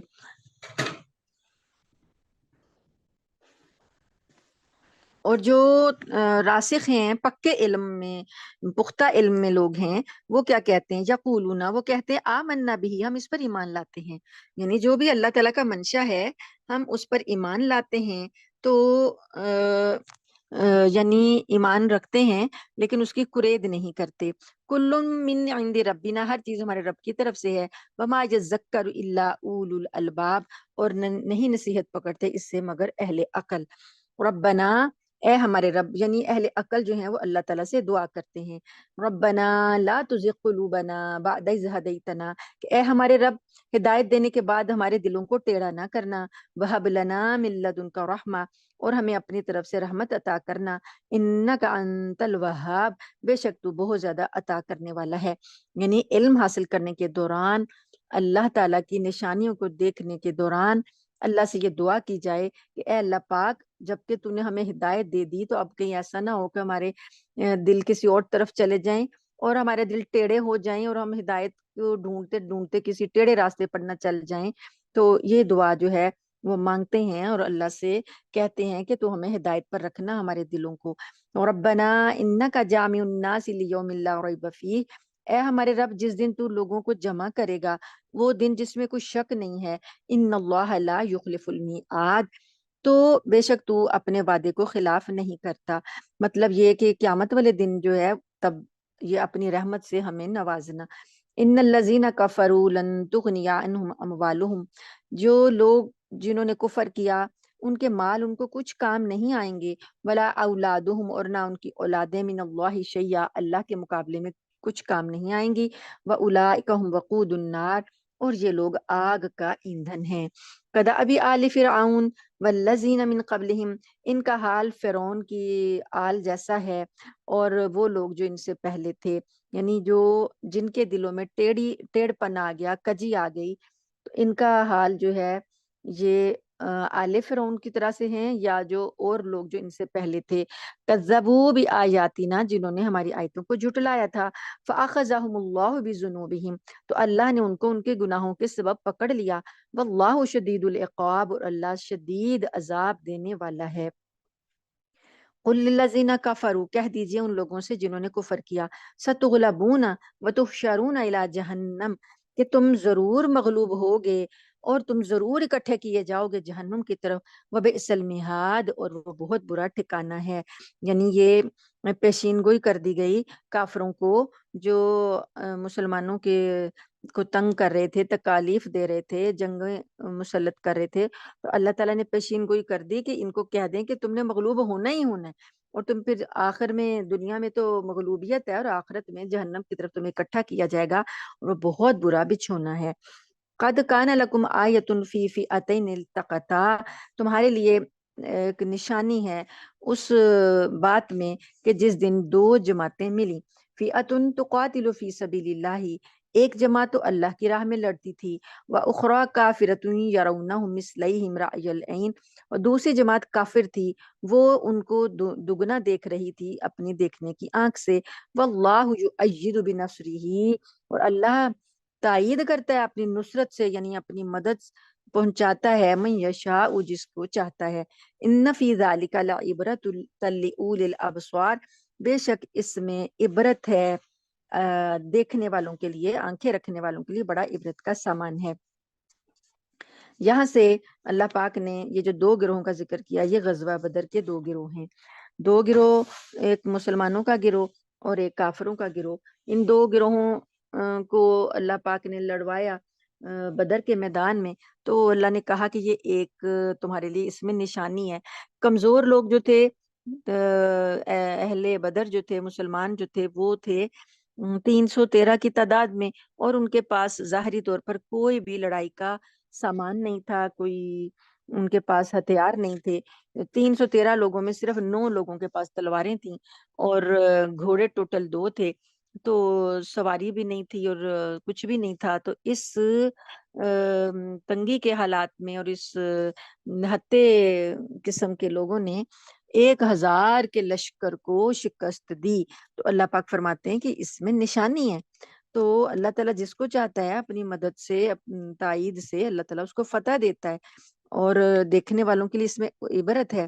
زین للناس حب الشہوات من النساء، زینت دی گئی ہے، خوشنما بنا دی گئی ہے محبت لوگوں کے لیے۔ اب اللہ تعالیٰ نے یہاں پر ان چیزوں کا ذکر کیا کہ انسان دنیا میں رہ کر اللہ سے جب غافل ہوتا ہے تو وہ کیا کیا کام کرتا ہے۔ ایک چیزیں جو ہیں، کچھ ایسی چیزیں ہیں جن کی محبت دلوں میں اللہ نے ڈال دی ہے، اس محبت کو کنٹرول کر لینا اور اللہ کی محبت سے آگے نہ بڑھنے دینا، وہ ہے کامیابی۔ لیکن اس محبت میں اتنے آگے ہو جانا کہ اللہ کی محبت پیچھے چلی جائے، تو وہ ہے ناکامی۔ تو کن کن چیزوں سے انسان محبت کرتا ہے، وہ لسٹ اللہ پاک نے یہاں دی کہ لوگوں کے لیے خوشنما بنا دی گئی کہ ان کی جو اپنی نفسانی خواہشات ہیں، اپنی ان کے نفس میں جو خواہشات پل رہی ہیں، اللہ تعالیٰ نے اسے خوشنما بنا دیا۔ کیا کیا چیزیں ہیں جو خواہشات میں آتی ہیں؟ من النساء، عورتیں، والبنینا، اور بیٹے، والقناطیر المقنطرتی، اور ڈھیر لگے ہوئے، من الذهب، سونے کے، والفضتی، اور چاندی کے، والخیل المسومتی، اور نشان لگے ہوئے گھوڑے، یعنی اس وقت کے حساب سے جو نشان لگے ہوئے گھوڑے سواری کے لیے تیز رفتار گھوڑے تیار کیے جاتے تھے، تو آج آپ گاڑیاں لے لیں کہ بڑی بڑی گاڑیاں سواری کے لیے۔ تو والانعامی، اور چوپائے، یعنی بڑے بڑے ریوڑ ہوتے تھے لوگوں کے، چوپایوں کے، جتنا بڑا کسی کا ریوڑ ہوتا تھا، اونٹوں کی تعداد اور گھوڑوں کی تعداد اور بکریوں کی اور بھیڑوں کی تعداد، تو یہ ان کے لیے وہ خوشنما تھی یہ چیز کہ اتنے جانور ہماری ملکیت میں ہیں۔ اور والحرث، اور کھیتیاں، یعنی کھیتیاں، باغات وغیرہ جن سے فصلیں حاصل ہوتی ہیں، تو پراپرٹیز وغیرہ جو ہیں، یہ ساری کی ساری انسان کو مرغوب ہیں۔ تو اللہ پاک نے کیا فرمایا ان ساری چیزوں کے بارے میں؟ سونا چاندی ہو، اولاد ہو، بیٹے ہوں، عورتیں ہوں، اور ڈھیروں ڈھیر چاندی سونے کے ہوں، اور بڑی بڑی سواریاں اچھی ہوں، اور کھیتیاں، پراپرٹیز اور وغیرہ جو سب ہیں، تو یہ اللہ فرماتے ہیں ذالک متاع الحیات الدنیا، یہ سارا سامان دنیا کی زندگی کا ہے۔ واللہ عندہ حسن المآب، اللہ کے پاس تو اس سے بہت اچھا ٹھکانہ ہے۔ تو اس دنیا کی زندگی کے میں رہتے ہوئے ان چیزوں سے اتنی محبت کرو کہ وہ اللہ کی محبت پر غالب نہ آئیں، اللہ کی نافرمانی پر نہ اکسائیں۔ تو پھر اللہ تعالیٰ دنیا کی جو سامان دیے گئے ہیں ان سے فائدہ اٹھانے سے روکتے نہیں ہیں۔ اللہ تعالیٰ فرماتے ہیں کہ آخرت کے ٹھکانے کی فکر کرو کہ یہ چیزیں تمہیں اتنی اچھی لگ رہی ہیں، تو اللہ کے پاس ٹھکانے کتنے اچھے ہیں۔ قل اعنبئکم بخیر من ذالکم، کہہ دیجئے آؤ کیا میں تمہیں خبر دوں جو اس سے بھی زیادہ بہتر چیز ہے، یعنی یہ اتنی اچھی اچھی چیزیں تمہارے پاس تمہیں نظر آ رہی ہیں جو، تو اس سے بھی زیادہ بہتر کیا ہے تمہارے لیے؟ للذین اتقوا عند ربہم، ان لوگوں کے لیے ہے جو اپنے رب کا تقوی اختیار کرتے ہیں۔ کیا ہے؟ جنات تجری من تحتها الانہار، باغات ہیں ان کے نیچے سے نہریں بہتی ہیں، خالدین فیہا، اس میں ہمیشہ رہیں گے۔ دنیا کی چیزیں کتنی بھی انسان اکٹھی کر لے لیکن وہ ہمیشہ رہنے والی نہیں ہے۔ ایک دن یا تو چیزیں ختم ہو جائیں گی یا چیزیں رہ بھی جائیں، سونے چاندی کے ڈھیر، بینک بیلنس رہ بھی جائیں تو بندہ ختم ہو جائے گا۔ تو لیکن جنت کی یہ خوبی ہے کہ وہاں ہمیشگی ہے، وہ چیزیں نہ بندہ ختم ہوگا نہ چیزیں ختم ہوں گی۔ تو یہ اللہ پاک فرماتے ہیں کہ کیا میں تمہیں خبر دوں جو اس سے بھی بہتر ہے، تمہارے رب کے پاس ہے، باغات ہیں جو جن کے نیچے نہریں بہ رہی ہیں، اس میں ہمیشہ رہیں گے، وازواج مطہرۃ، اور پاکیزہ جوڑے ہوں گے، ورضوان من اللہ، اور اللہ کی رضامندی ہوگی۔ یہ دو چیزیں جو ہیں مادی ہیں، باغات اور رہائشیں اور پاکیزہ جوڑے، اور ایک روحانی چیز ملنی ہے، وہ ہے رضوان من اللہ، اللہ کی رضامندی۔ نبی کریم صلی اللہ علیہ وآلہ وسلم کی حدیث مبارکہ کا مفہوم اس طرح سے ہے کہ جب سارے لوگ جنت میں چلے جائیں گے اور جنتی سارے اپنے اپنے ٹھکانوں میں خوش ہوں گے، تو اللہ تعالیٰ پوچھیں گے جنتیوں سے، اہل جنت سے پوچھیں گے کہ تم لوگ یہاں پر خوش ہو؟ وہ کہیں گے ہم خوش ہیں۔ اللہ تعالیٰ کی آواز آئے گی کہ کیا کوئی چیز اور کمی تو نہیں رہ گئی، کچھ اور ایسی نعمت تو نہیں رہ گئی جو تمہیں نہ ملی ہو؟ وہ سارے کہیں گے کہ اے اللہ ہمیں تو بہت ہی زیادہ مل گیا، یعنی کہ ہم تو سوچ بھی نہیں سکتے تھے جو چیزیں یہاں پر ہمیں مل گئی ہیں۔ تو اللہ تعالیٰ فرمائیں گے کہ ایک چیز جو ہے ان سب چیزوں پر بھاری ہے، جو کہ میں ابھی تم کو دینے والا ہوں۔ اب لوگ سوچیں گے کہ وہ ہمیں کیا چیز ملنے والی ہے جو ان ساری نعمتوں سے بھی بڑھ کر ہوگی، تو وہ پھر اللہ تعالیٰ اپنی رضامندی کا اظہار کریں گے، اللہ تعالیٰ اپنی رضا کا اظہار کریں گے کہ میں تم سے راضی ہوں، ورضوان من اللہ، اللہ کی رضا عطا ہوگی، جو یہ بہت بڑی کامیابی ہے۔ واللہ بصیر بالعباد، اور اللہ دیکھنے والا ہے اپنے بندوں کو۔ الذین یقولون ربنا اننا آمنا فاغفر لنا ذنوبنا وقنا عذاب النار، وہ لوگ یہ جو جنتی ہیں یہ دعائیں مانگتے ہیں، کہتے ہیں اے ہمارے رب ہم تو ایمان لے آئے، بس تو ہمیں بخش دے، ہمارے گناہوں کو بخش دے اور ہمیں آگ کے عذاب سے بچا لے۔ یہ نیک لوگ کیسے ہیں؟ ان کی صفات میں سے کچھ صفات اللہ نے بتائیں: الصابرین، صبر کرنے والے۔ صبر کس کس چیز پر کیا جاتا ہے؟ جو بھی کوئی چیز نہ ملے اس پر صبر، تکلیف آ گئی اس پر صبر، کوئی نقصان ہو گیا اس پر صبر، کوئی بھی ایسی چیز جو کہ انسان کی خواہش کے مطابق نہ ہو اس پر صبر۔ تو الصابرین یہ ان کی پہلی صفت ہے نیک لوگوں کی جن کو جنتیں ملنی ہیں، کہ وہ صبر کرنے والے ہیں۔ والصادقین، اور سچے ہیں، سچ بولنے والے۔ والقانتین، اور فرمانبردار ہیں۔ والمنفقین، اللہ کی راہ میں خرچ کرنے والے۔ والمستغفرین بالاسحار، سحری کے وقت میں اللہ سے بخشش مانگنے والے۔ یہ لوگ ہیں جن کے لیے اللہ نے یہ انعام ذکر کیے۔ اب آیت نمبر ہے 18، شاہد اللہ انہ لا الہ الا ہو، گواہی دی اللہ نے بے شک وہ کہ اس کے سوا کوئی معبود نہیں مگر وہی، واللہ والملائکۃ، اور فرشتوں نے بھی یہ گواہی دی، واولو العلم، اور علم والوں نے، قائم بالقسط، جو کہ انصاف پر قائم ہیں، لا الہ الا هو العزیز الحکیم، یہ سب لوگ کیا گواہی دیتے ہیں کہ اللہ کے سوا کوئی معبود نہیں، اور وہ غالب ہے اور حکمت والا ہے۔ ان الدین عند اللہ الاسلام، اللہ کے نزدیک دین صرف اور صرف اسلام ہے۔ وما اختلف الذین اوتوا الکتاب، اور جن نہیں اختلاف کیا ان لوگوں نے جن کو کتاب دی گئی، الا من بعد ما جاءہم العلم بغیا بینہم، مگر اس کے بعد جب کہ ان کے پاس علم آ گیا تھا آپس کی ضد کی وجہ سے۔ یہ اہل کتاب جو ہیں کتاب کے آ جانے کے بعد اختلاف کر رہے ہیں، علم کے آ جانے کے بعد اختلاف کر رہے ہیں، وجہ کیا ہے؟ آپس کی ضد۔ ومن یکفر بآیات اللہ، اور جو کوئی کفر کرے گا اللہ کی آیتوں کے ساتھ، فإن اللہ سریع الحساب، تو بے شک اللہ تعالیٰ جلد حساب لینے والا ہے۔ فإن حاجوک فقل اسلمت وجہی للہ ومن اتبعن، پھر بھی اگر یہ تم سے جھگڑے ہیں تو کہہ دو کہ میں نے تو اپنا رخ اللہ کی طرف کر لیا ہے، اور جنہوں نے میری پیروی کی ہے انہوں نے بھی۔ وَقُلْ لِلَّذِينَ أُوتُوا الْكِتَابَ وَالْأُمِّيِّينَ أَأَسْلَمْتُمْ، اور اہل کتاب سے اور عرب کے ان پڑھ مشرکوں سے کہہ دو کیا تم بھی اسلام لاتے ہو؟ فَإِنْ أَسْلَمُوا فَقَدِ اهْتَدَوْا، بس اگر وہ بھی اسلام لے آئیں تو وہ بھی ہدایت پا لیں گے۔ وَإِنْ تَوَلَّوْا، اور اگر وہ پھر جائیں، منہ موڑ لیں، فَإِنَّمَا عَلَيْكَ الْبَلَاغُ، تو آپ کی ذمہ داری صرف پہنچا دینے کی ہے۔ وَاللَّهُ بَصِيرٌ بِالْعِبَادِ، اور اللہ اپنے بندوں کو دیکھنے والا ہے۔ ان الذین یکفرون بآیات اللہ، بے شک وہ لوگ جنہوں نے کفر کیا اللہ کی آیتوں کے ساتھ، ویقتلون النبیین بغیر حق، اور وہ نبیوں کو ناحق طور پر قتل کرتے رہے، ویقتلون الذین یأمرون بالقسط من الناس، اور وہ ان لوگوں کو قتل کرتے رہے جو لوگوں کو انصاف کا حکم دیتے ہیں، فبشرہم بعذاب علیم، تو آپ ان کو دردناک عذاب کی خوشخبری سنا دیں۔ اولئک الذین حبطت اعمالہم، یہ وہ لوگ ہیں جن کے اعمال ضائع ہو گئے، برباد ہو گئے، فی الدنیا والآخرہ، دنیا اور آخرت میں، وما لهم من ناصرین، اور ان کا کوئی مددگار نہیں ہے۔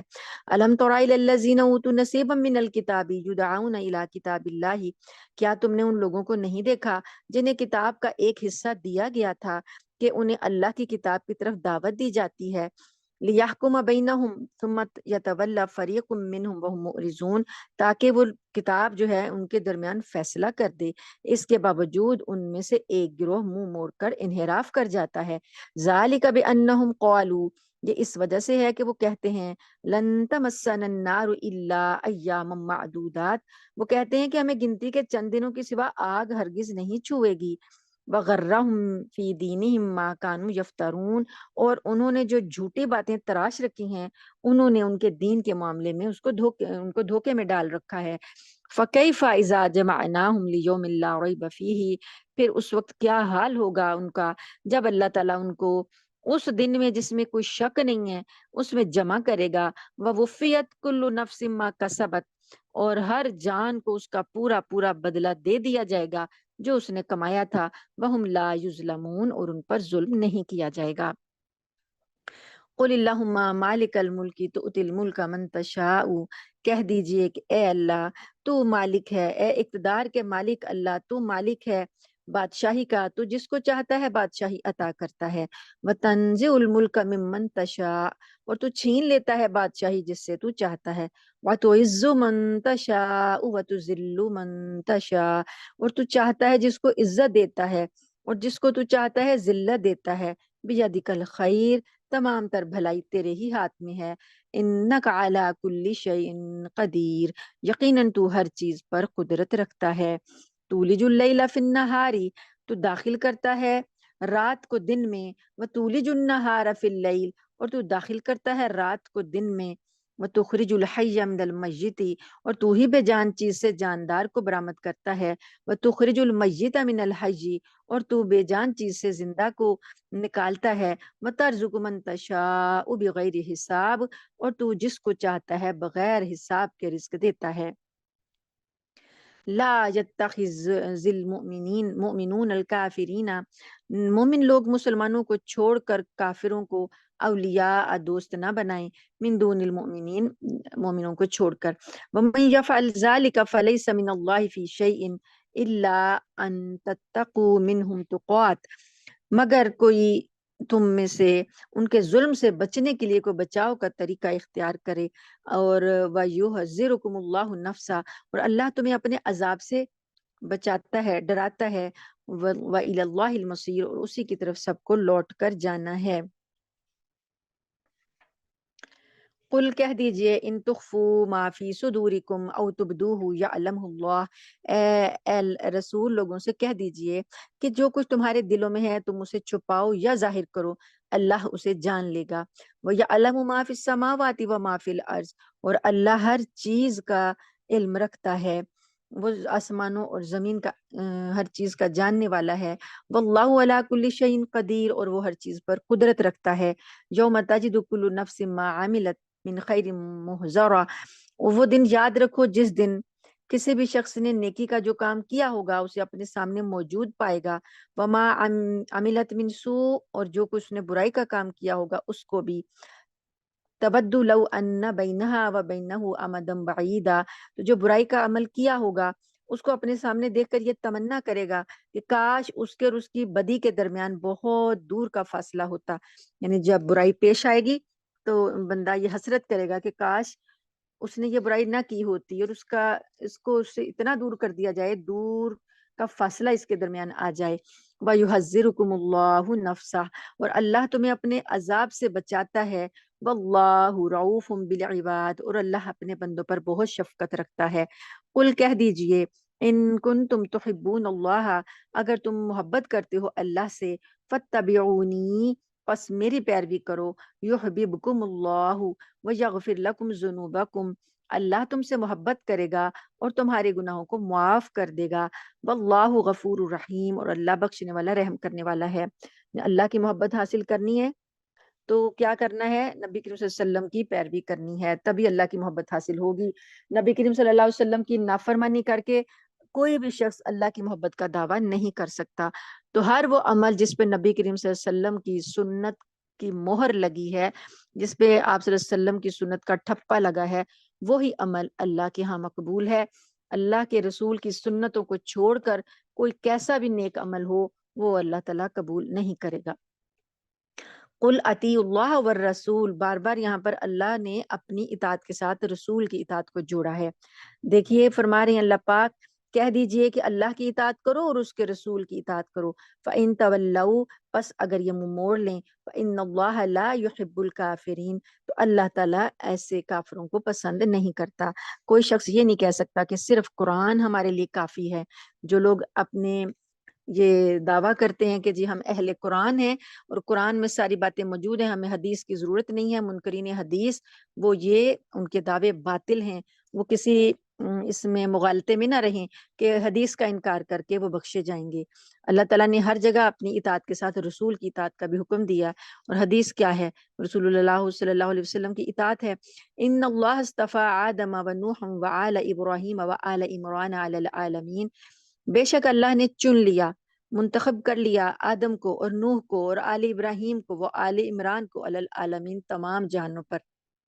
ایک سوال کیا جا رہا تھا، ایک اینکر پرسن جو تھا وہ ایک عالم سے سوال کر رہا تھا کہ نبوت کی جو دلیلیں ہیں، نبیوں کو جو اللہ نے بتایا ہے کہ میں نے فلاں کو نبی بنایا، فلاں کو نبی بنایا، تو حضرت آدم نبی تھے؟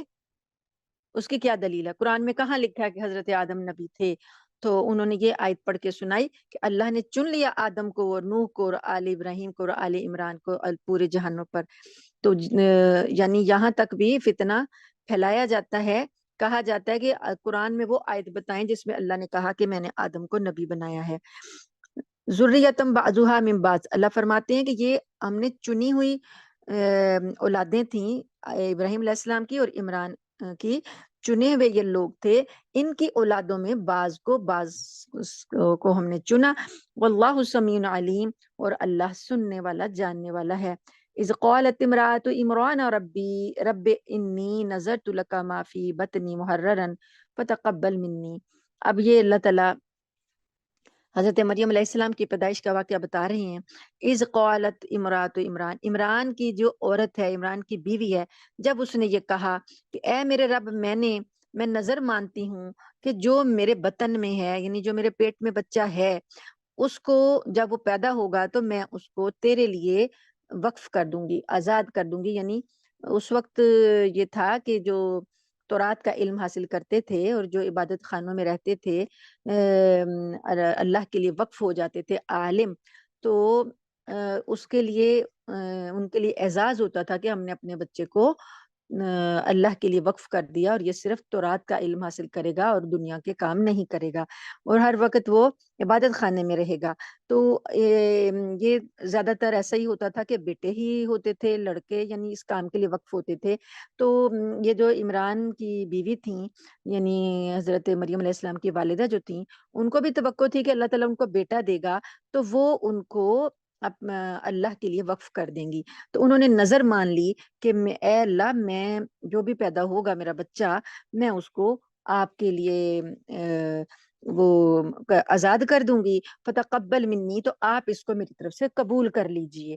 تو وہ ابھی پیدا نہیں ہوا بچہ، اور وہ پہلے ہی اللہ سے دعائیں کر رہی ہیں کہ میری جانب سے میری یہ اولاد کو قبول کر لیجئے۔ انکا انت السمیع العلیم، بے شک آپ سننے والے ہیں، جاننے والے ہیں۔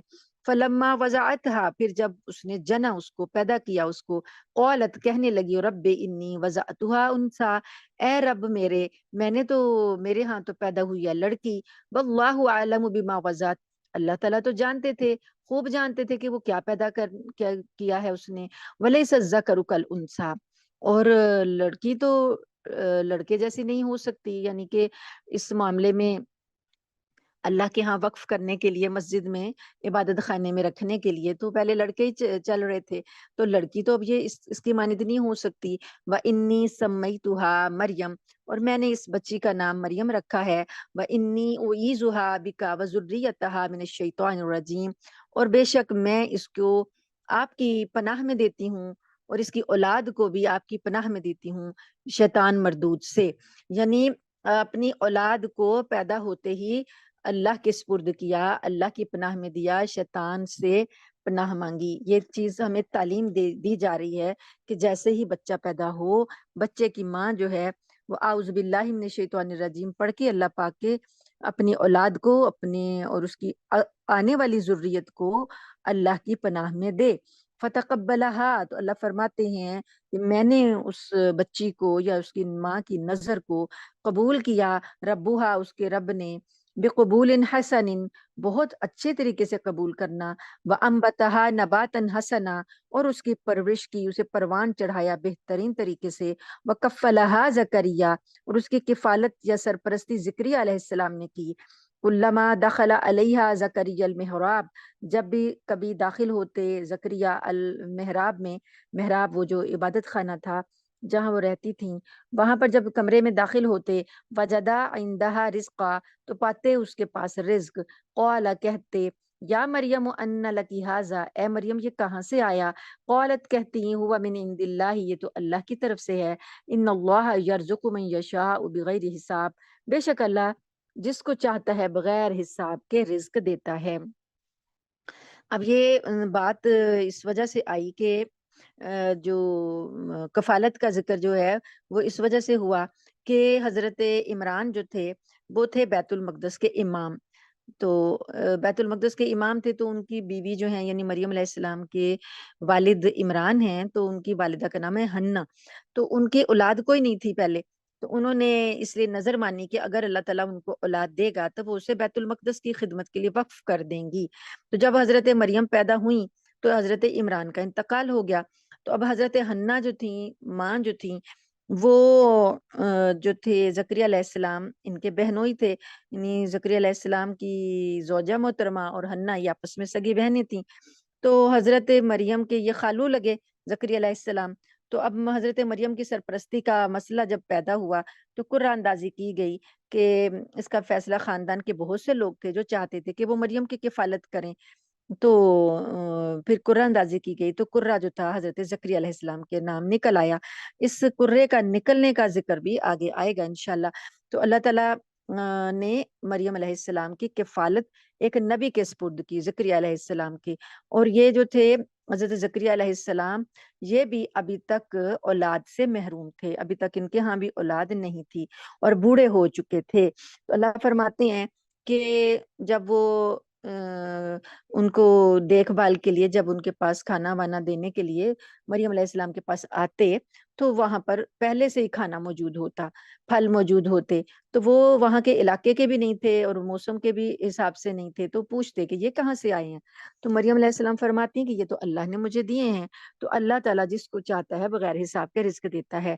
تو جب یہ اللہ کا معجزہ انہوں نے مریم علیہ السلام کے ساتھ دیکھا، اللہ کی قدرت دیکھی کہ بغیر موسم کے پھل اللہ تعالیٰ جہاں دے رہے ہیں، بند کمرے میں دے رہے ہیں، تو کیا مجھے اولاد نہیں دے سکتے؟ میں بے شک بوڑھا ہو چکا ہوں، موسم میرا ختم ہو چکا ہے، لیکن اس وقت اللہ کے لیے کچھ بھی مشکل نہیں ہے۔ تو جب کسی کو نعمت دی جائے اور نعمت کسی کی طرف دیکھ کے انسان یہ کہے کہ اے اللہ جیسے تو نے اس کو دیا مجھے بھی دے دے، تو یہ بھی ایک طریقہ ہے دعا مانگنے کا۔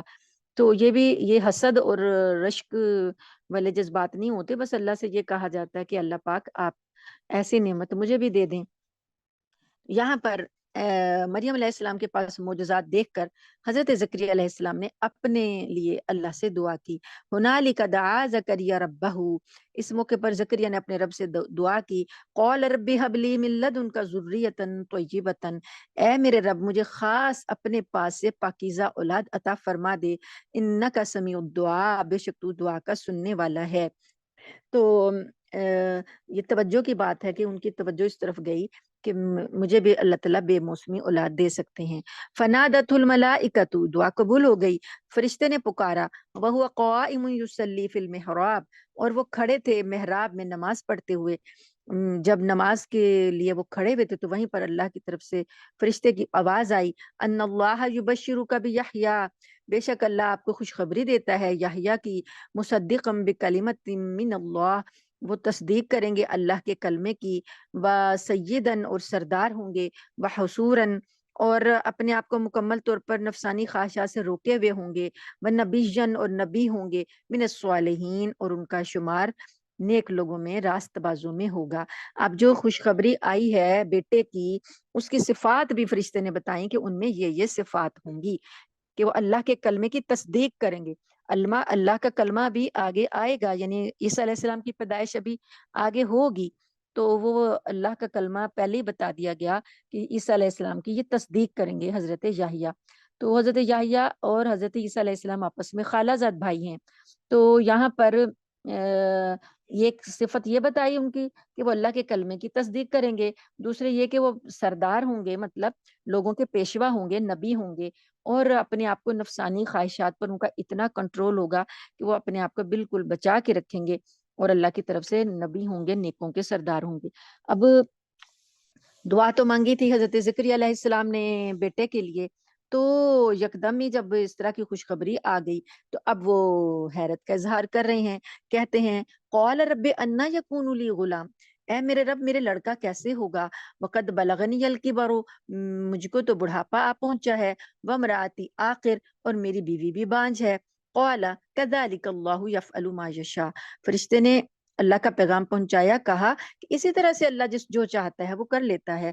قال رب اجعل لی آیہ، پھر انہوں وہ کہنے لگے کہ اے میرے رب میرے لیے کوئی نشانی مقرر فرما دیں، یعنی کہ ایک بہت بوڑھا شخص ہو اور بیوی بھی اس کی بانجھ ہو تو اسے کیسے پتا چلے گا کہ اس کے ہاں اولاد ہونے والی ہے، اسے اس کے لیے کوئی نشانی مقرر ہو جائے کہ وہ سمجھ جائیں کہ ان کی بیوی جو ہے اب امید سے ہو گئی ہے۔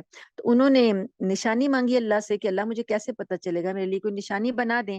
اللہ نے فرمایا قال آیتک اللہ تکلم الناس ثلاثۃ ایام الا رمزا، نشانی یہ ہے تمہاری کہ جن دنوں حمل ٹھہرے گا وہ کیا ہوگا کہ تم لوگوں سے 3 دن تک بات نہیں کر سکو گے، الا رمزا، مگر اشارے سے، اشارے کے علاوہ بات نہیں ہو سکے گی، زبان نہیں چلے گی، زبان صرف اللہ کے ذکر میں چلے گی، بات میں نہیں چلے گی۔ وَاذْكُرْ رَبَّكَ كَثِيرًا وَسَبِّحْ بِالْعَشِيِّ وَالْإِبْكَارِ، تو تم اپنے رب کی کثرت سے اس کا ذکر کرو، اس کی تسبیح کرو صبح اور شام، یعنی یہ جو 3 دن ہیں جب زبان جو ہے وہ بات نہیں کر پائے گی تو زیادہ سے زیادہ اللہ کا ذکر اذکار تسبیح کرنی ہے۔ وَإِذْ قَالَتِ الْمَلَائِكَةُ، یہاں پر وہ بات ختم ہو گئی، حضرت زکریا علیہ السلام کی جو دعا ہے اس کی قبولیت ہوئی اور اس کے بعد اللہ تعالیٰ نے ان کو اولاد دی۔ آگے جو ذکر آ رہا ہے وہ حضرت مریم علیہ السلام کا آ رہا ہے۔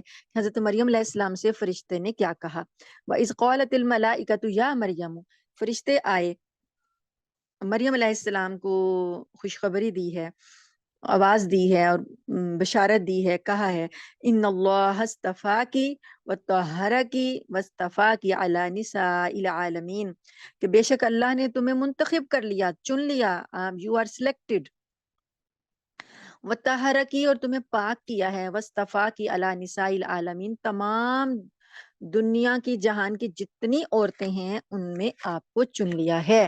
یا مریم اقنتی لربکی واسجدی ورکعی مع الراکعین، اے مریم تم اپنے رب کی فرمانبرداری کرو اور اس کے آگے سجدے کرو اور رکوع کرو رکوع کرنے والوں کے ساتھ۔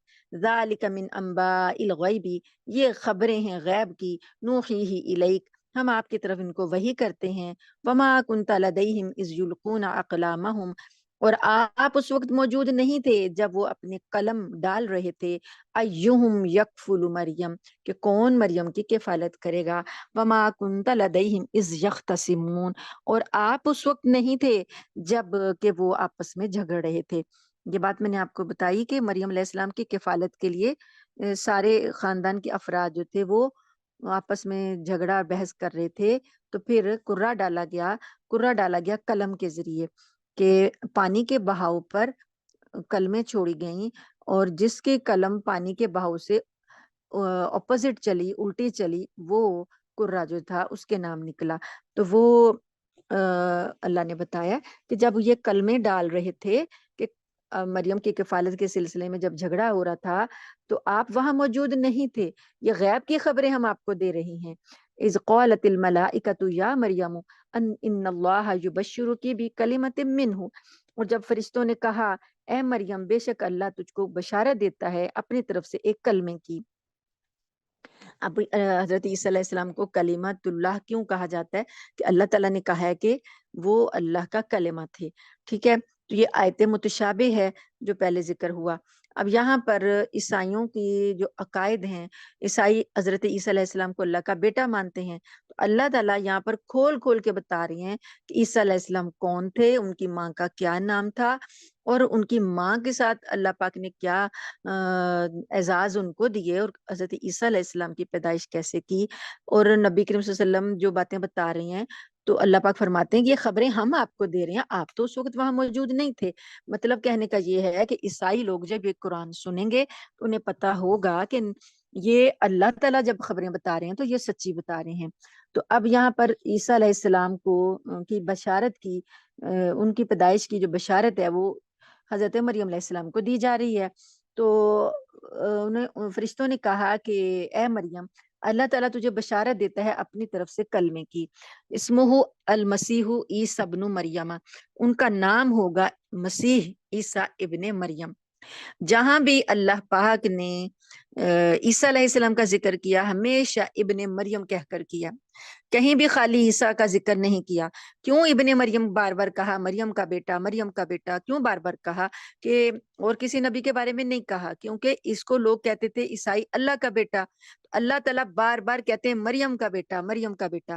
تو یہاں بھی اللہ نے فرمایا کہ وہ مسیح جو آئیں گے ان کا نام ہوگا عیسیٰ، وہ ابن مریم ہوں گے، مریم کے بیٹے ہوں گے، وجیہن، وجیہن دنیا اور آخرت میں صاحب وجاہت ہوں گے، فی الدنیا والآخرہ، ومن المقربین، اور آخرت میں مقرب لوگوں میں، اللہ کے قریبی لوگ بندوں میں شمار ہوں گے، ویکلم الناس، اور وہ کلام کریں گے لوگوں سے، فی المہدی وکہلا، گود میں بھی اور بڑے عمر میں بھی، ومن الصالحین، اور وہ نیکوکار ہوں گے۔ تو اللہ تعالیٰ نے یہ ان کو معجزہ دیا کہ جب وہ بھی دودھ پیتے بچے تھے تو انہوں نے اپنی ماں کی پاک دامنی واضح کرنے کے لیے لوگوں سے کلام کیا اور بتایا کہ میں اللہ کا بندہ ہوں، اللہ نے مجھے نبی بنایا ہے اور میری ماں جو ہیں وہ پاک دامن ہے۔ تو وہ انہوں نے بتایا کہ میں اپنی ماں کا بیٹا ہوں۔ تو عیسائیوں کے جو عقیدے ہیں اس کے اللہ تعالیٰ ان کی تو تصحیح کر رہے ہیں کہ یہ ہے اصل حقیقت مریم علیہ السلام کی اور عیسیٰ علیہ السلام کی، اور ان لوگوں نے کیا بنائی ہوئی ہے، تو یہ اپنی ان کی باتیں غلط ہیں۔ قالت، اب مریم علیہ السلام پریشان ہو گئیں، وہ کنواری تھیں، کہنے لگیں رب انا یکون لی ولد، اے میرے رب میرے لڑکا کیسے ہو سکتا ہے، ولم یمسسنی بشر، مجھے تو کسی بشر نے ہاتھ تک نہیں لگایا، قال کذالک اللہ، تو اللہ نے کہا کہ اسی طرح اللہ کر لیتا ہے، یخلق ما یشاء، جو چاہتا ہے وہ پیدا کرتا ہے، یہ اللہ کے لیے مشکل نہیں ہے۔ اللہ تعالیٰ نے ایک نظام تو چلایا ہے مرد اور عورت سے، لیکن اگر اللہ تعالیٰ اس کے علاوہ بھی چاہے تو وہ پیدا کر سکتا ہے۔ اذا قضا امرن، جب وہ کسی چیز کا، کسی کام کا فیصلہ کر لیتا ہے، فانما یقول له کن فیکون، تو وہ اس کو کہتا ہے ہو جا تو وہ ہو جاتا ہے۔ اب یہ کلمہ کن جو ہے یہ بھی متشابہ میں آتا ہے، آیت متشابہ میں آتا ہے کہ کلمہ کن کہ اللہ تعالیٰ کہتے ہیں ہو جا تو ہو جاتا ہے۔ اب اس کی حقیقت کیا ہے یہ ہم نہیں جانتے، یہ اللہ تعالیٰ جانتے ہیں کہ اس کی حقیقت کیا ہے۔ تو یہ چیزیں جو آیت متشابہ پہلے بتائی ہیں کہ ان پر ہمارا ایمان ہے۔ وَيُعَلِّمُهُ الْكِتَابَ وَالْحِكْمَةَ، اللہ تعالیٰ فرماتے ہیں مریم علیہ السلام کو کہ اسی طرح سے اللہ پیدا کر دے گا اور اللہ تعالیٰ اس کو سکھائے گا کتاب، والحکمت والتورات والانجیل، اور حکمت سکھائے گا اس نبی کو جو بیٹا تمہیں دے گا، اس کو کتاب اور حکمت اور سکھائے گا، اور تورات اور انجیل دو کتابوں کا علم دے گا۔ اس سے پہلے موسیٰ علیہ السلام کی تورات موجود تھی لیکن لوگوں نے اس میں تبدیلیاں کر لی تھیں اور اپنی خواہشوں کے مطابق اس کے اندر کچھ چیزیں نکال دیں، کچھ ڈال دیں۔ تو اب اللہ تعالیٰ کہتے ہیں کہ وہ جو تورات کا اصل تورات تھی نا، اس کا سارا علم اس عیسیٰ علیہ السلام کو اللہ دے گا جو تمہیں بیٹا ملنے والا ہے، اور ایک اور کتاب انجیل ہوگی اس کا علم بھی ان کو دے گا، اللہ ان پر انجیل نازل کرے گا، ورسولن، اور یہ رسول ہوں گے، الی بنی اسرائیل، بنی اسرائیل کی طرف۔ اب جو بھی پہلے پیغمبر آئے ہیں وہ اپنی اپنی قوم کی طرف آئے ہیں، تو یہ عیسیٰ علیہ السلام بھی کس قوم کی طرف آئے ہیں؟ بنی اسرائیل کی طرف آئے ہیں۔ تو بنی اسرائیل میں عیسائی اور یہودی دونوں شامل ہیں، اور اب تک عیسیٰ علیہ السلام تک جتنے بھی نبی آئے ہیں وہ بنی اسرائیل کے، ان کی جو شاخوں سے آئے حضرت ابراہیم کے بعد حضرت اسحاق علیہ السلام کی نسل سے، تو یہ سارے بنی اسرائیل کے نبی ہیں۔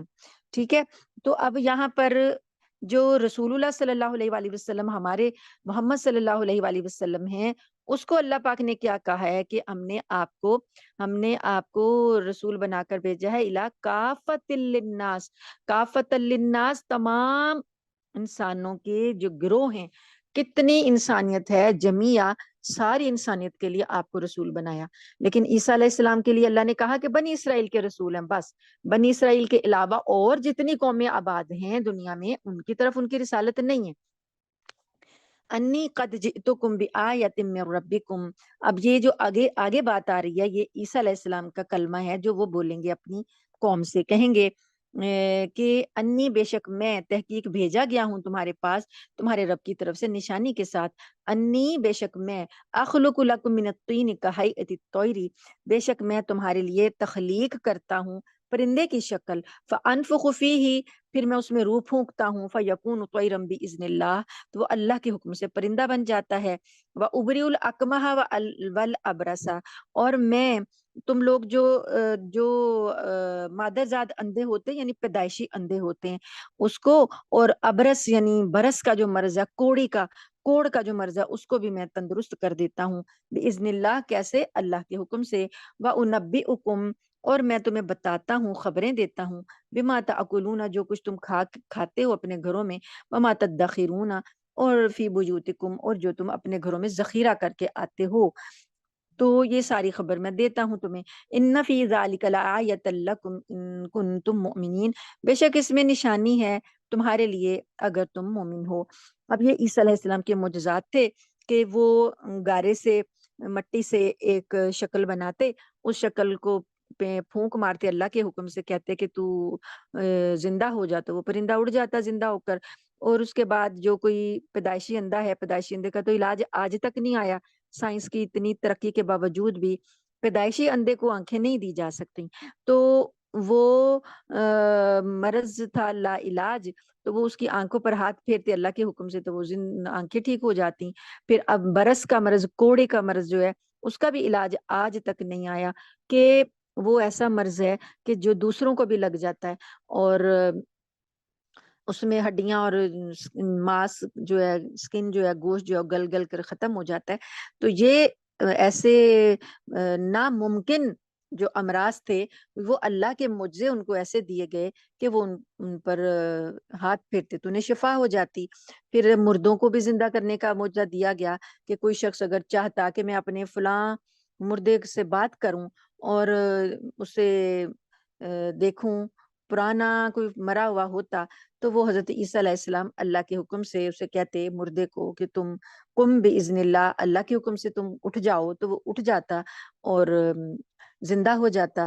تو پھر ایک یہ معجزہ بھی تھا کہ جو لوگ ان کی محفل میں آتے تھے، حضرت عیسیٰ بتا سکتے تھے ان کو کہ تم آج کیا کھا کر آئے ہو، اور گھروں میں کیا کچھ تم چھوڑ کر آئے ہو، ذخیرہ کیا تمہارے پاس۔ یہ سارے علم جو تھے ان کو اللہ کی جانب سے بطور معجزہ عطا کیے گئے تھے۔ تو اللہ فرماتے ہیں کہ اس چیز میں نشانی تھی کہ یہ لوگ ایمان لائیں، بنی اسرائیلی ایمان لائیں، لیکن بنی اسرائیلی ان کے دشمن بن گئے۔ اللہ تعالیٰ نے حضرت عیسیٰ علیہ السلام کی ابھی اور بھی باتیں بتائی ہیں کہ وہ انہوں نے اپنی قوم سے کیا کیا کہا۔ وہ مصدق لما بین یدی من التوراۃ، اور جو تورات تم سے پہلے تھی میں اس کی تصدیق کرتا ہوں، ولاحل لکم بعض الذی حرم علیکم، اور میں وہ چیزیں تمہارے لیے حلال کرتا ہوں جو تم پر پہلے حرام تھیں، وجئتکم بآیۃ من ربکم، اور میں تمہارے پاس تمہارے رب کی نشانی لے کر آیا ہوں، فاتقوا اللہ واطیعون، تو تم اللہ سے ڈرو اور میری اطاعت کرو۔ یہ عیسیٰ علیہ السلام کے الفاظ ہیں جو قرآن نے نقل کیے ہیں۔ اور وہ کہتے ہیں کہ ان اللہ ربی و ربکم، بے شک میرا رب اور تمہارا رب اللہ ہے، فاعبدوہ، پس تم اسی کی عبادت کرو۔ عیسیٰ علیہ السلام نے یہ نہیں کہا کہ میں تمہارا رب ہوں تو میری عبادت کرو، انہوں نے لوگوں کو یہ کہا کہ اللہ تمہارا رب بھی ہے اور میرا بھی رب ہے، اسی کی عبادت کرو، ھذا صراط مستقیم، یہی سیدھا راستہ ہے۔ تو یہ عیسائیوں کو بتایا جا رہا ہے کہ جن عیسیٰ کو تم مانتے ہو ان کی تعلیم تو یہ تھی، اور تم کن تعلیمات کو مانتے ہو۔ فلما احس عیسیٰ منہم الکفر، پھر جب محسوس کیا عیسیٰ علیہ السلام نے ان سے کفر، یعنی یہ بنی اسرائیلی ایمان ہی نہیں لائے اور کفر ہی اختیار کرتے رہے، تو عیسیٰ علیہ السلام نے جب دیکھا کہ یہ تو کفر کر رہے ہیں، تو اب انہوں نے اپنے جو آس پاس لوگ تھے ان سے کہا، قال من انصاری الی اللہ، کہنے لگے کہ اللہ کے ساتھ میرا کون مددگار ہے، یعنی اللہ کی خاطر میری کون مدد کرے گا۔ قال الحواریون نحن انصار اللہ، تو حواریوں نے کہا، جو ان کے ساتھی تھے، جیسے نبی کریم صلی اللہ علیہ وسلم کے ساتھی صحابہ کہلاتے ہیں، تو عیسیٰ علیہ السلام کے ساتھی حواری کہلاتے ہیں، تو انہوں نے کہا کہ ہم مددگار ہیں اللہ کے، آمنا باللہ، ہم اللہ پر ایمان لاتے ہیں، وشہد بأننا مسلمون، اور آپ گواہ رہیے کہ ہم مسلمان ہیں، ربنا آمنا بما انزلت واتبعنا الرسول، اے ہمارے رب ہم ایمان لائے جو کچھ آپ نے نازل کیا، تو آپ ہمیں رسول کی اتباع کرنے والوں میں، رسول کی پیروی کرنے والوں میں لکھ لیجئے، فَاكْتُبْنَا مَعَ الشَّاهِدِينَ، اور آپ ہمیں لکھ لیجئے کہ ہم نے حق کی گواہی دی ہے۔ وَمَكَرُوا وَمَكَرَ اللَّهُ، اور بنی اسرائیلیوں نے ان کے خلاف چالیں چلیں اور اللہ نے بھی چال چلی۔ واللہ خیر الماکرین، اور اللہ تعالیٰ بہترین چال چلنے والا ہے، تدبیر کرنے والا ہے۔ اب کافروں نے کیا کیا؟ خفیہ تدبیر کر لی، انہوں نے ساز باز کی رومی حکومت کے ساتھ، جو اس وقت کے حکمران تھے، حالانکہ وہ بنی اسرائیلی نہیں تھے، وہ کافر لوگ تھے، وہ ان کے پاس نبیوں کی تعلیمات کو وہ ماننے والے نہیں تھے، انہوں نے ان کے ساتھ ساز باز کی اور حضرت عیسیٰ علیہ السلام کی سولی کے انتظامات کروائے۔ تو اللہ کہتے ہیں انہوں نے چال چلی، تو اللہ نے بھی ایک تدبیر کی، اور اللہ کی تدبیر بہت بہتر ہے۔ وَإِذْ قَالَ اللَّهُ يَا عِيسَىٰ، اللہ پاک نے عیسیٰ علیہ السلام کو بتا دیا کہ اے عیسیٰ، انی متوفی کا، بے شک میں تم کو واپس لے لوں گا۔ صحیح سالم یعنی فوت کا مطلب کیا ہوتا ہے؟ ہم کہتے ہیں نا کہ کوئی فوت ہو گیا، وفات ہو گئی۔ وفا کسے کہتے ہیں؟ پورا کرنے کو کہتے ہیں نا۔ میرے ساتھ وفا اور بے وفائی ہم اپنی زبان میں بولتے ہیں نا، پورا کرنے کو، کوئی عہد پورا کرنا تو عہد وفا ہو گیا، نہ پورا کیا تو بے وفا ہو گئی۔ تو متوفی بھی وہی ہوتا ہے کہ جو کوئی فوت ہو گیا ہو، یعنی جس نے اپنا وعدہ پورا کر لیا ہو۔ تو بندہ اللہ کے وعدے کو پورا کرتے ہوئے اللہ کے پاس چلا جاتا ہے تو اسے ہم کہتے ہیں فوت ہو گیا، یعنی وہ اللہ کے پاس اپنے وعدے کے مطابق چلا گیا۔ تو یہ اللہ نے حضرت عیسیٰ علیہ السلام سے کہا کہ انی متوفی کا، بے شک میں آپ کو صحیح سالم واپس لے لوں گا، یعنی میرے پاس آپ آ جائیں گے۔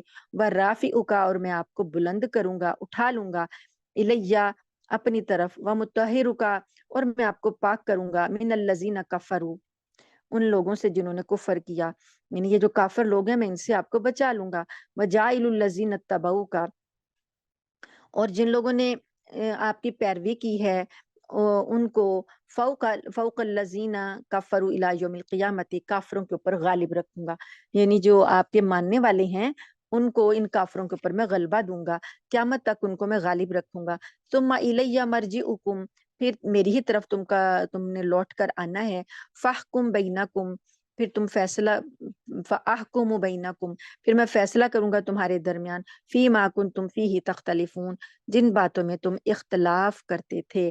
تو اب یہاں پر جو انہوں نے سولی پر چڑھانے کا فیصلہ کیا، تو حضرت عیسیٰ علیہ السلام کو اللہ پاک نے بتا دیا کہ میں آپ کو اپنی طرف اٹھانے والا ہوں۔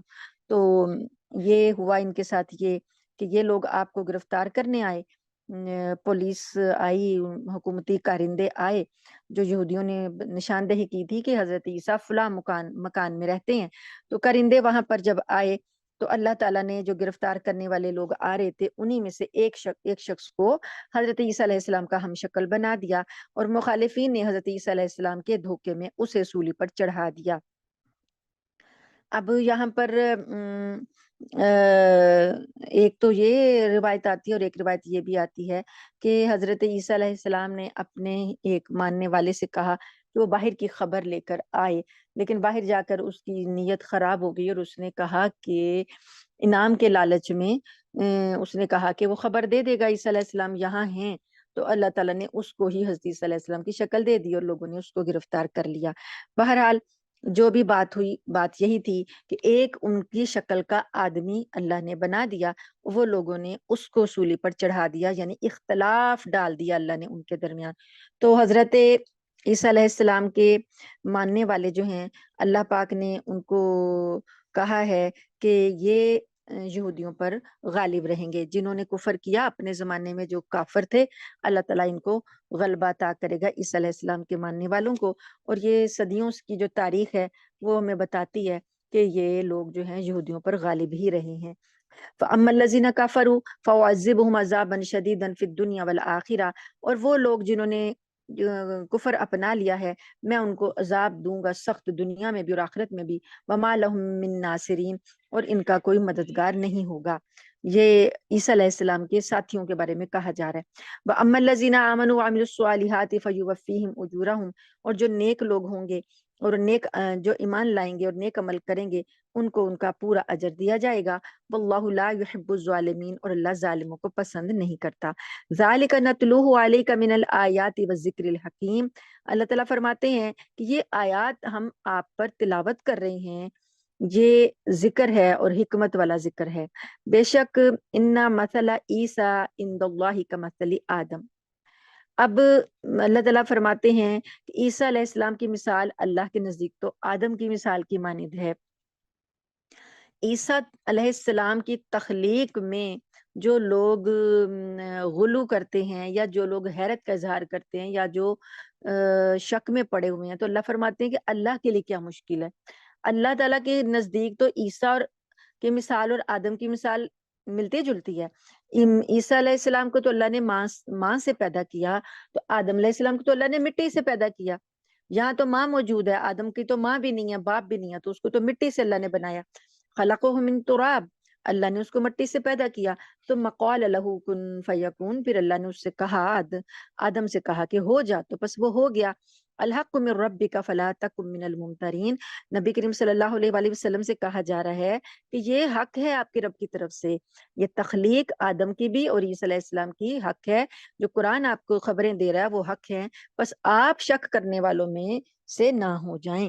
فمن حاجک فیہ من بعد ما جاءک من العلم، پس جو کوئی بھی عیسیٰ علیہ السلام کے واقعے کے علم آ جانے کے بعد اب آپ سے جھگڑے، فقل، آپ اسے کہیے، تعالو، آؤ، ندعو ابناءنا، ہم بلائیں اپنے بیٹوں کو، و ابناءکم، اور تمہارے بیٹوں کو، و نساءنا، اور ہماری عورتیں، و نساءکم، اور تمہاری عورتیں، و انفسنا، اور ہماری جانیں، و انفسکم، اور تمہاری جانیں، ثم نبتہل، پھر ہم اللہ کے سامنے گڑ گڑائیں، فنجعل لعنت اللہ علی الکاذبین، اور ہم جھوٹوں پر اللہ کی لعنت ڈالیں۔ اب یہ جو عمل ہے اسے مباہلہ کہتے ہیں، کہ جب بحث کا کوئی فریق دلائل کو تسلیم کرنے کی بجائے ہٹ دھرمی پر اتر آئے تو آخری راستہ یہ ہوتا ہے کہ اسے مباہلے کی دعوت دے دی جائے۔ تو یہ جب نجران کے عیسائیوں کا وفد آیا تھا نبی کریم صلی اللہ علیہ وآلہ وسلم کے پاس، تو نبی کریم صلی اللہ علیہ وسلم نے ان کو توحید کی دعوت دی اور کہا کہ عیسیٰ جو ہیں وہ ان کی یہ حقیقت ہے، یہ قرآن یہ بتا رہا ہے، تم ان کو اللہ کا بیٹا کہہ رہے ہو۔ اب ساری